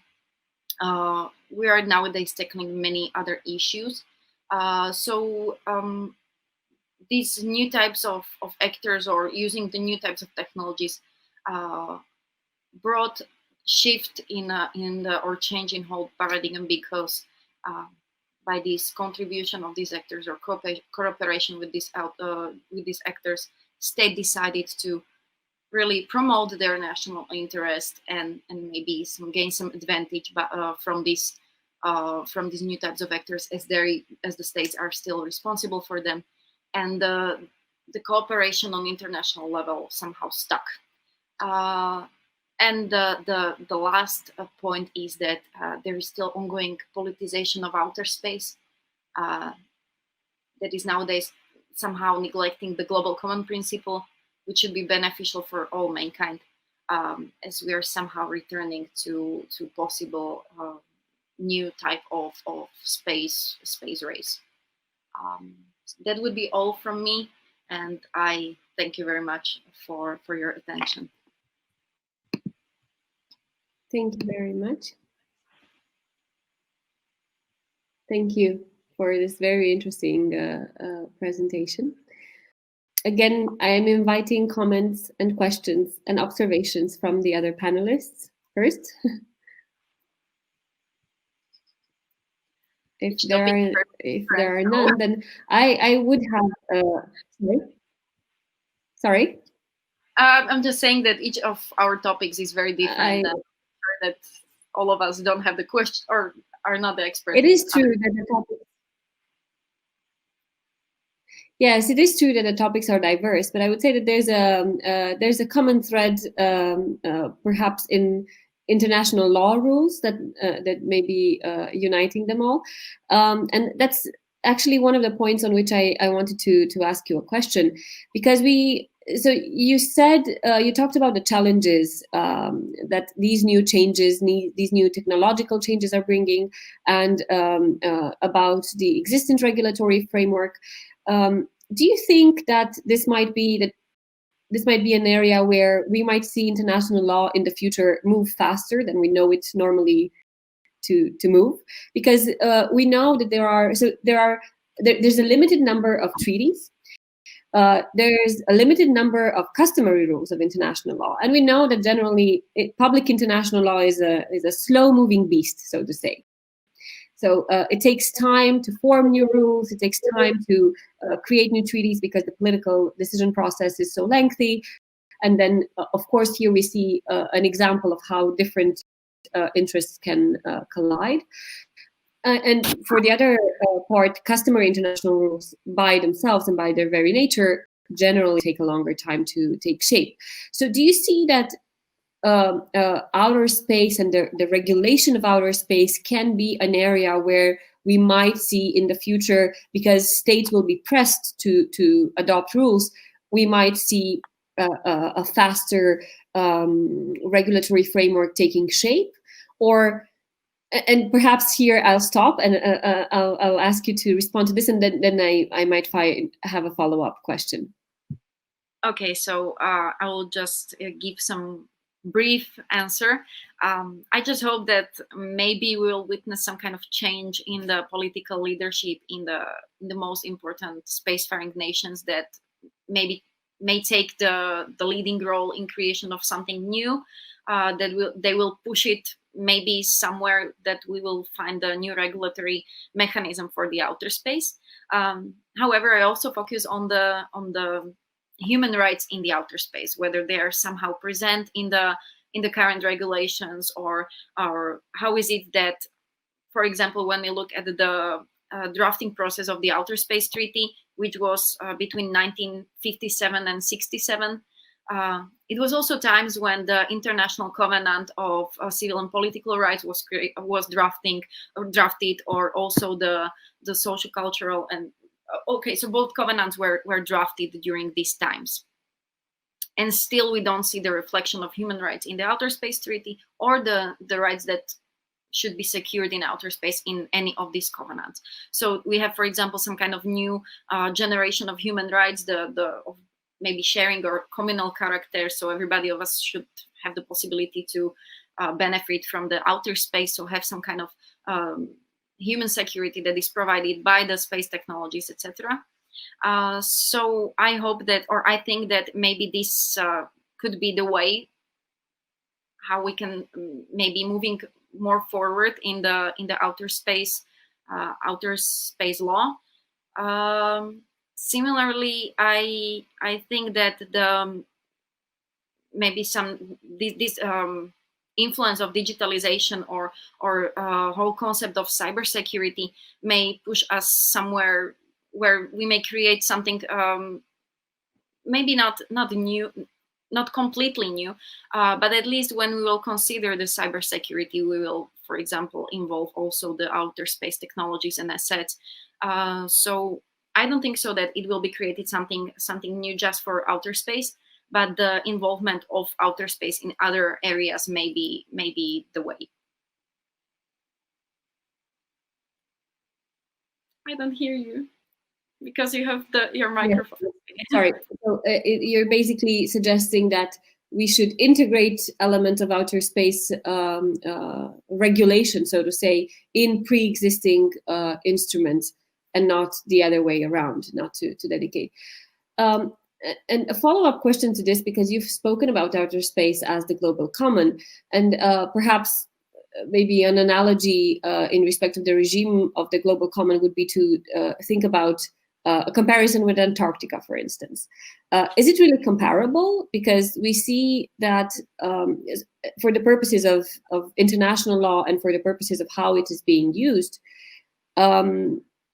I am not sure that we're at a stage where the outer space can be seen merely as a global common for the benefit of all humankind, since there are so many private uses of outer space. There is so much interest in monetizing the outer space, and we see that even with private international travel.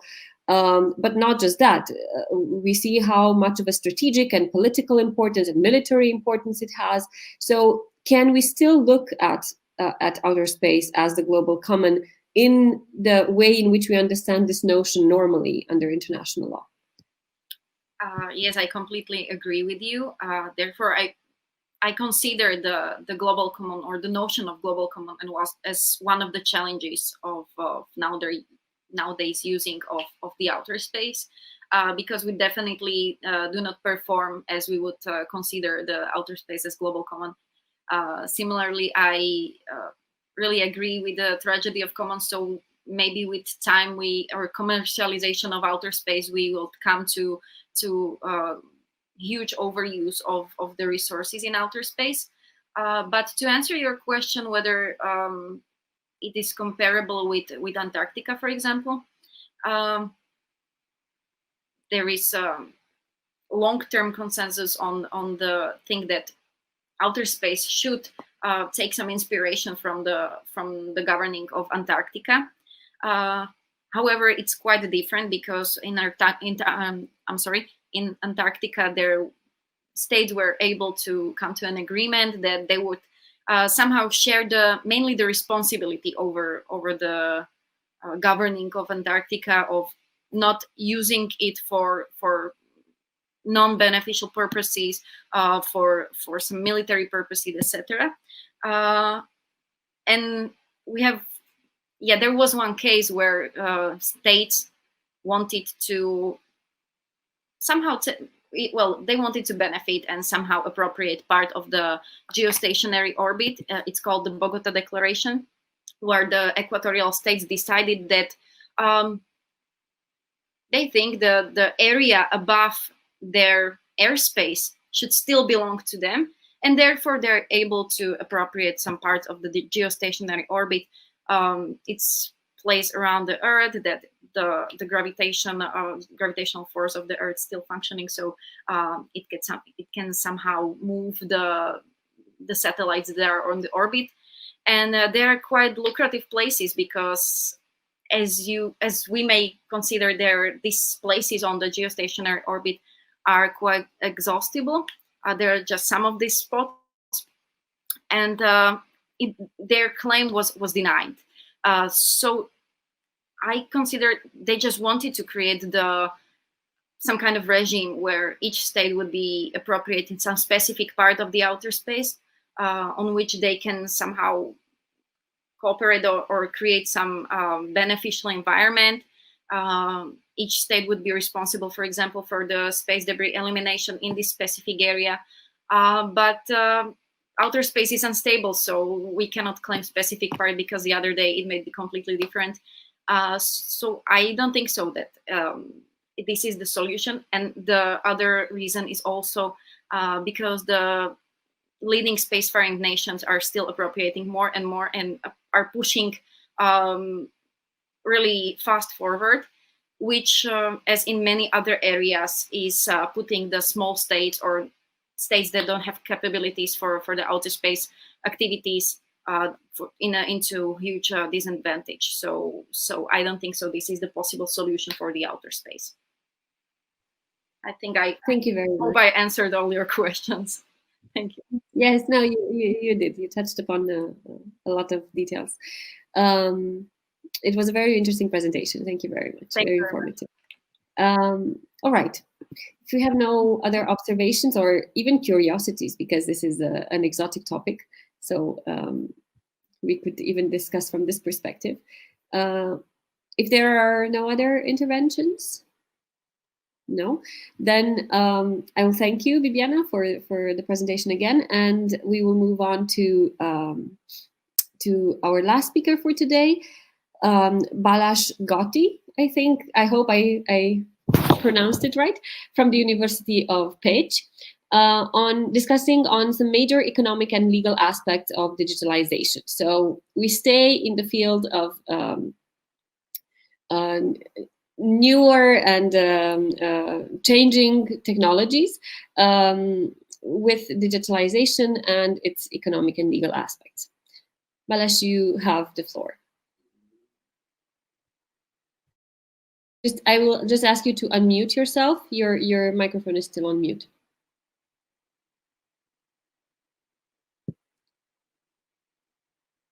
It's not unmuted yet. We still cannot hear you, and I see it on the screen as being mute.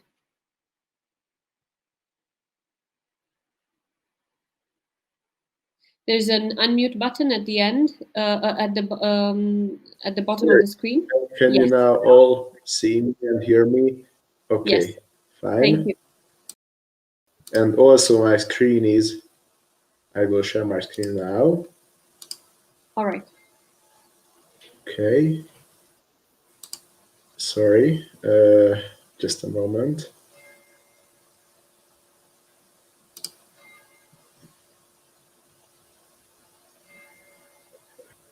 No, but there might be some issues that my browser has blocked my screen.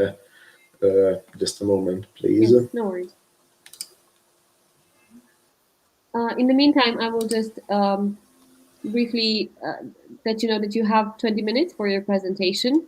I will ask you, especially if you share your screen, to be mindful of the time, because you probably will not see us while. Okay, now, please, I have a question. Now, Yes, can we you can. see We can. my screen? Is it shared?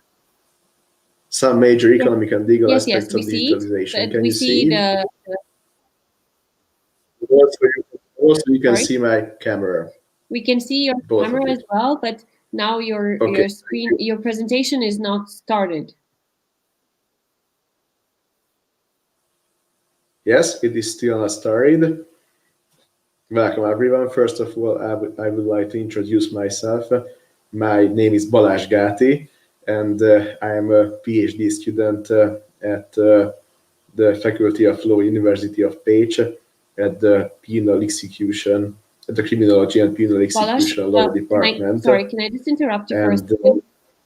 So we do sorry? not currently see your screen. You have to share the presentation. You cannot share. But I'm sharing it, so still you still cannot see the my screen, screen. but it's just in the browser. So we see the name of the file, but it is not open.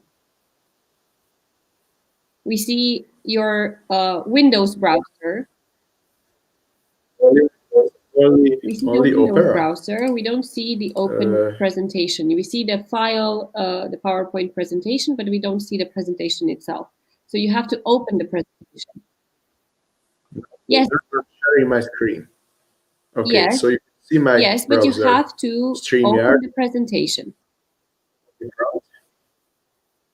Okay, it is opened, and I've already started at the first slide, and you No, still we cannot cannot see see it. Yes. If you can just take a look at the instructions on the chat as well, on the internal chat here. You can share the screen window once you have selected the presentation, because you have, when you share your screen, you have the option to select a particular window, and you have unfortunately selected the browser window. Okay, okay.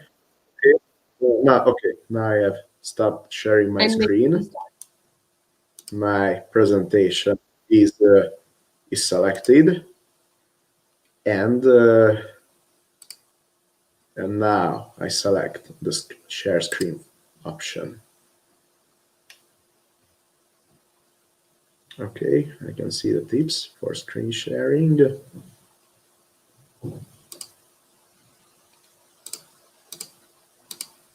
Okay, now, is it all right? Can you see my presentation? Let's see in a second. Yes. Okay.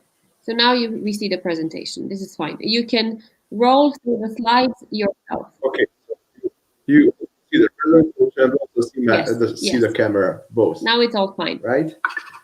You can go. Okay. Thank you very much. Okay, welcome everyone. My name is Balázs Gáti, and I am a PhD student at the Criminology and Penal Execution Law Department at the Faculty of Law, University of Pécs.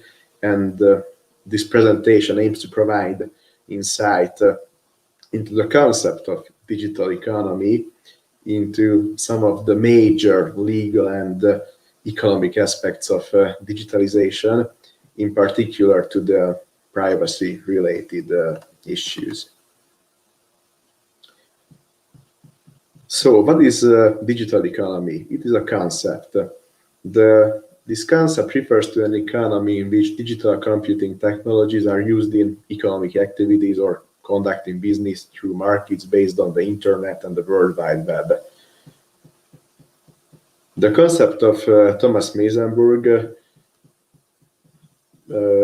includes three main components: e-business infrastructure, e-business method, and e-commerce. E-business infrastructure includes elements like hardware, software, telco, networks, and human capital. E-business method, which means how businesses are conducted, any process that an organization conducts over computer-mediated networks, and e-commerce means in general the transfer of different goods.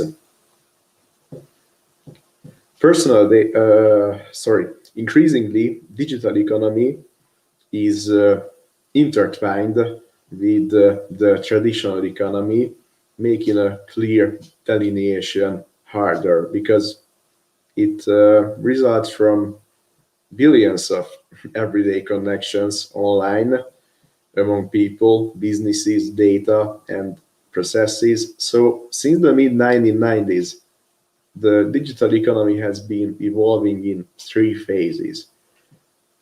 First was the internet economy, transformed into the data-driven economy, which in turn is transforming now into the algorithmic economy, which has the ability to use AI, which is proving critical to a firm's success. Data is becoming essential in decision-making, production, transaction, and relationship management. And the value of data arises once the data itself is transformed into digital intelligence. There are several ways personal data can be monetized. Via advertising revenue. Maybe Google and Facebook are the typical examples for it. Marketplace transactions like Amazon and eBay conduct their business. Or even, I could mention Alibaba and Uber. Optimization of production. Maybe Rolls-Royce, Caterpillar, these are the best examples for optimization of production. And selling or renting out cloud services. I think the most well-known example for this is Amazon Web Services.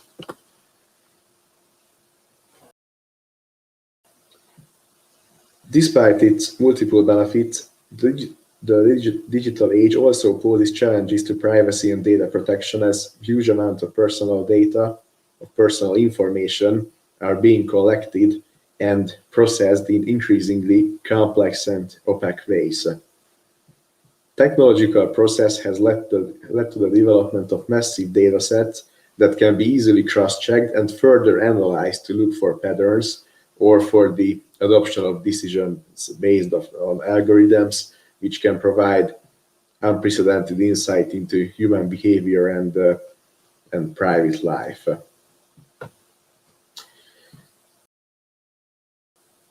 Okay, so what is big data? It is a buzzword.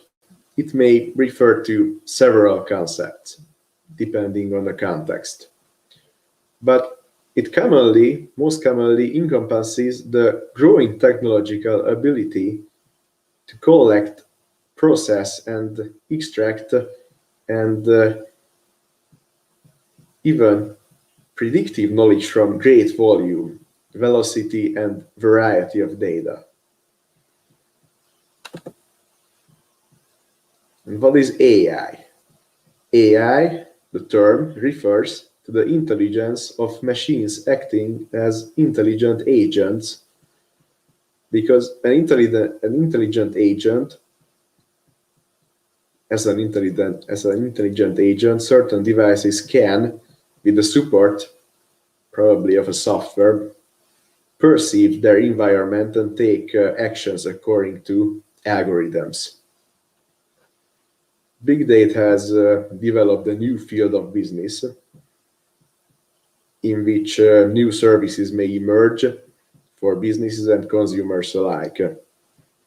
The value of EU citizens' personal data has the potential to grow to nearly €1 trillion annually in 2020, in the present year.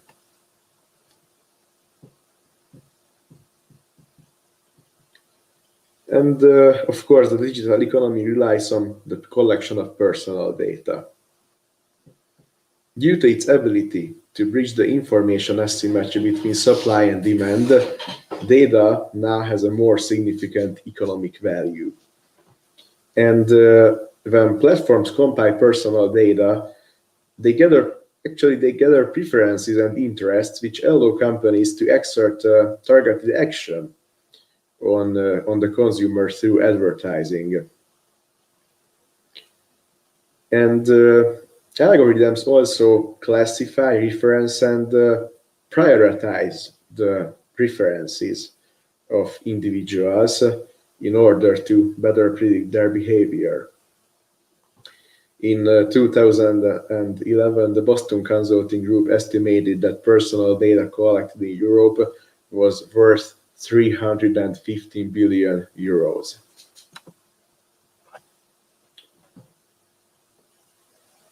Under the Treaty of Functioning of the European Union, the EU aims to open up digital opportunities both for people and both for businesses, making full use of the potential of digital data to benefit the economy and the whole society, of course. The European Commission put forward its digital data protection reform in 2012 to make Europe fit for the digital age. This means the elimination of unnecessary regulatory barriers and moving from individual national markets to a single EU-wide rulebook.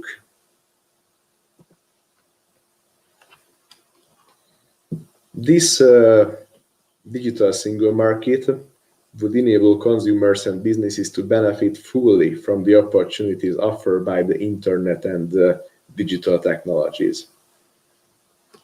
This strategy sets out 16 targeted actions based on 3 pillars. First, better access for consumers to digital goods and services across Europe. Second, creating the right conditions and the level playing field for digital networks and innovative services to flourish. And the third, maximizing the growth potential of the digital economy.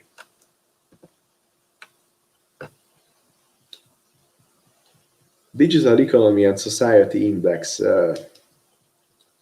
As you can see on this index, it is a complete index that summarizes all the relevant indicators on Europe's digital performance and tracks the evolution of EU member states in digital competitiveness. This Digital Economy and Society Index, or DESI, we can call it DESI in a short term. This DESI area report includes connectivity, human capital, and when we're talking about human capital, of course, we can mean the digital skills of human capital and the use of internet services by EU citizens, digital public services, research, and of course the development of information and communication technologies in general. Finland, Sweden, Denmark, and the Netherlands scored the highest ratings in DESI 2020, and they are among the global leaders in digitalization. These countries are followed by Malta, Ireland, and Estonia. So what are the economic aspects of data protection regulation in the EU in general, in numbers, in statistics? Some data indicating economic growth as well as the financial implications of the Gdpr. 1.94% of the total EU GDP in 2015 estimated at 285 billion euros. The yearly growth of more than 5% is the highest amongst all positively performing sectors of EU's economy. The EU data economy is estimated to reach 739 billion euros in 2020 at the recent estimated rate of growth, and now constitutes 4% of the total EU GDP making 100% growth in 4 years.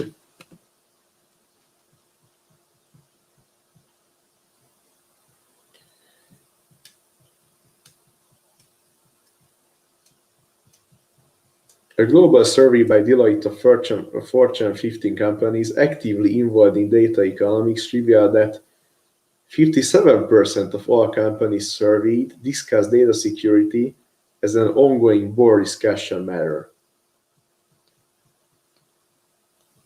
And this index is, these statistics are important because the EU GDPR came into force on the 25th of May in 2018, 2 years ago, almost, and the statistical data below provide an insight into the related economic expenditures showing the cost of compliance. 51% of the companies had cybersecurity of their stored data as an ongoing board discussion, and 21% of the companies had international transfer of data as their top discussion point in the board meetings. There's also a survey by Accenture. Accenture undertook a 90-country survey of companies dealing with big data and concluded that 2/3 of all small and medium-sized enterprises in all 19 countries implemented at least one cycle of database business modeling to enhance their productivity. SME participation in the global value chain increased dramatically for business to consumer by access to user data. Such participation accounts for almost $994 billion in SME digital trade globally. And since 2018, we've come a long way since the panic and the skepticism that accompanied the introduction of the GDPR, and this report shows the implementation cost of the GDPR per sector. As we can see, the banking sector spent the most on GDPR compliance, followed by technology and telecom sector, followed by energy and utilities. This is a report from 2018.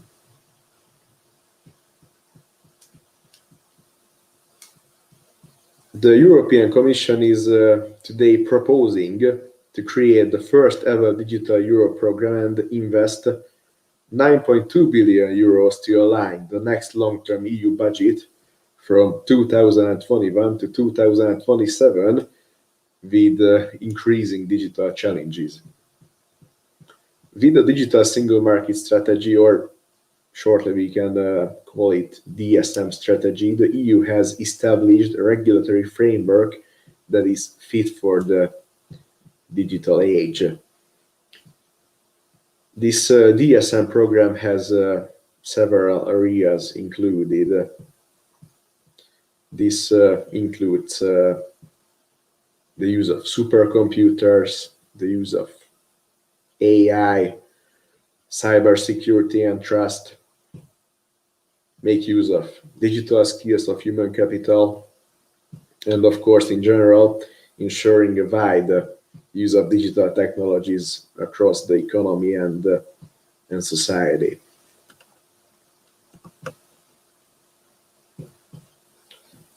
The GDPR enables people to better control their personal data. At the same time, modernized and unified rules will allow businesses to make the most of the opportunities of the DSM market, or DSM, by cutting red tape and benefiting from reinforced consumer trust. Because in today's digital economy, as I have mentioned before, personal data has acquired an enormous significance, and it is mostly in particular in the area of big data.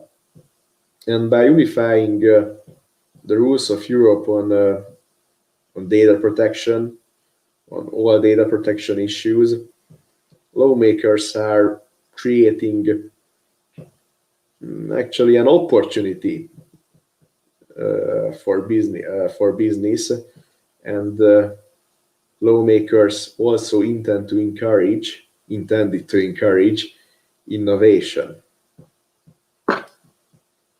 because however, all these intents of the EU lawmakers, data is still the driving force of the digital economy. So the creation of rules on the free flow of data can provide an indispensable area of complex set of rules to ensure the proper functioning of the EU's digital single market. And in this context, the realization of the concept of a data-driven economy is facilitated by the GDPR as being a data protection law through data protection law. The data of a natural person is part of fundamental rights guaranteed under the EU law. And the intense debate surrounding the data rights being absolute or subject to intervention by the member states or the Union, it is still ongoing. The key transformation of the EU laws concerning data of a natural person under the GDPR extends its scope to an international level. So, what are the benefits of the GDPR? There are direct and there are indirect benefits. Direct benefits are in the shape of data monetization, resulting in market transactions, generating various forms of revenue and gross value addition to the economies of Europe. Indirect benefits are rather in the shape of innovation advancements, in the shape of new products and services based on data, time saving in terms of machine-to-machine and users applications using data, and optimization of public sector based on data-driven services, such as e-governments.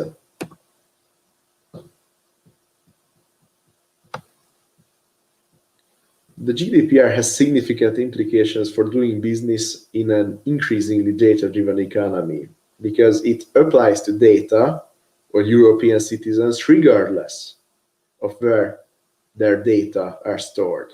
It has a global reaching effect, and a number of third parties or third countries are adopting similar approaches to the GDPR, like Brazil, India, Japan, Republic of Korea, Thailand, and companies physically located in the EU or not need to upgrade their privacy and data protection schemes in order to comply with the legislation of the European Union. So what is the future of the data protection laws in the European Union? Maybe a standard regulated approach in the areas of digital evolution because of the fast technological development. There's also a necessity for a new and preventive aspect in the context of data breaches. And there's also a necessity for a connection of the levels of normativity in international communication among the member states. So the question is still that what are the possible means of ensuring the cross-border flow of data and reduction of restrictions which do not hinder digital evolution in the EU, in particular with special attention to artificial intelligence? That is still an open question, and thank you for your attention.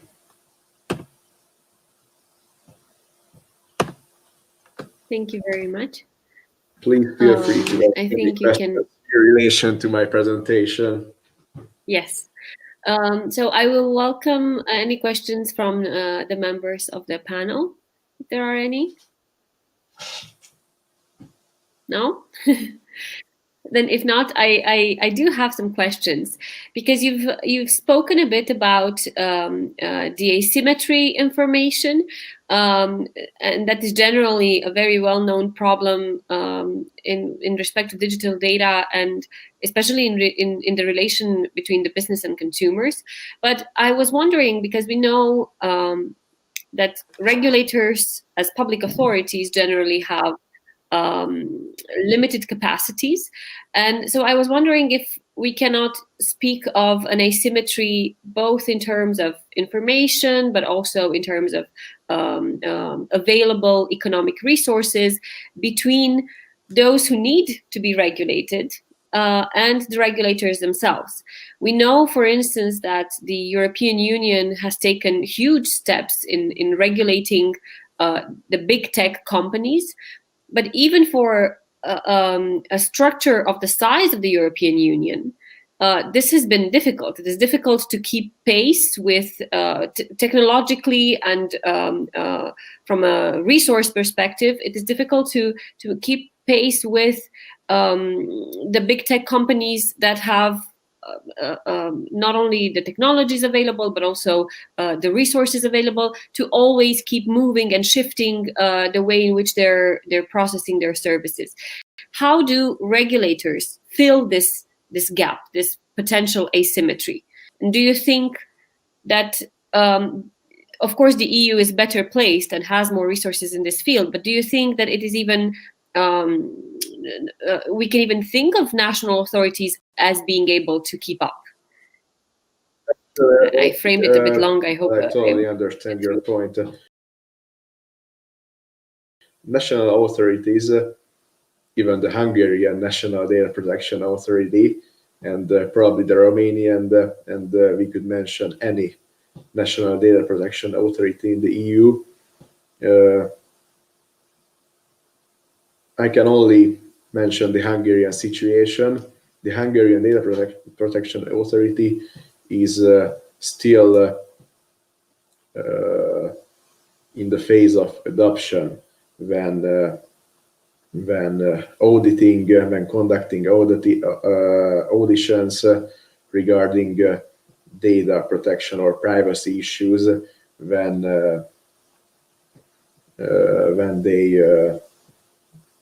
they investigate big tech companies, as you have mentioned, but not just tech companies. Any multinational company can be in their focus because of the internationality or multinationality, because of the number of data they process, and to answer your question, to fill this gap, it is essential, in my opinion, to study and to obtain more information, even on the part of authorities, to differentiate between the different types of data these multinational companies process.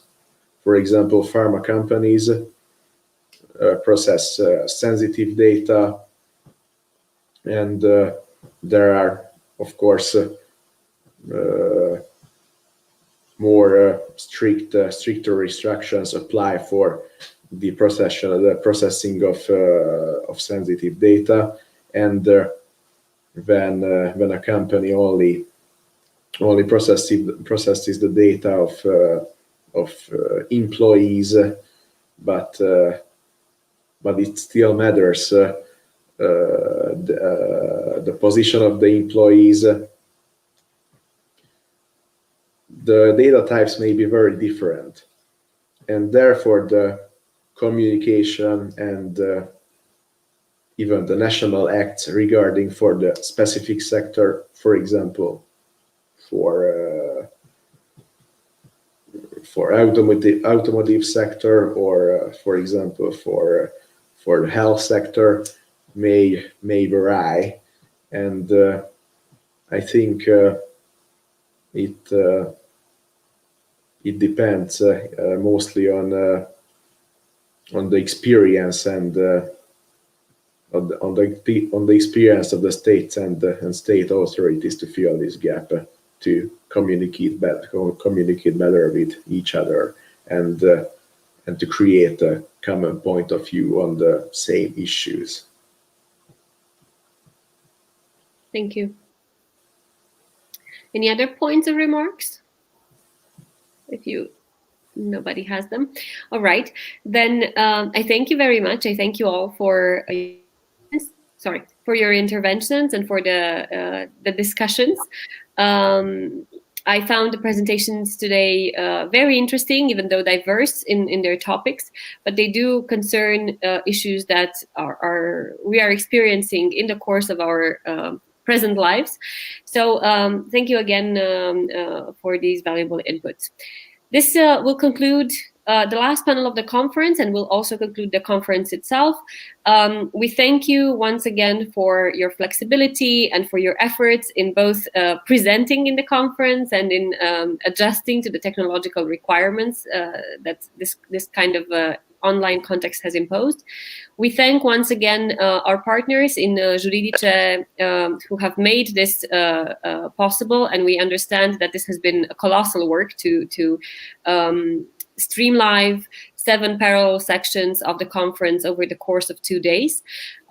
We thank again for their support the partners of the conference, Nestor Diculescu, Kingston Peterson, and Tukas Burcea și Asociații, and again both our Romanian and international guests for their contributions in the conference. Thank you very much. We're looking forward to seeing you in our next international events, and especially for this panel, we have a conference dedicated also to PhD students, so we're looking forward to seeing you in that one as well. And thank you again to everyone for making it possible. All the best. Thank you. Thank you. Can I ask a question? Sorry. Yeah. I just would like to ask, can we get some certification of the presentation or something, or it's not possible? Yes. Or... I will ask you to write on the email address of the conference for any subsequent questions that you might have. Okay, but I will thank close the you live so much for session. your organization. Thank you. Thank you as well. Thank you. Goodbye.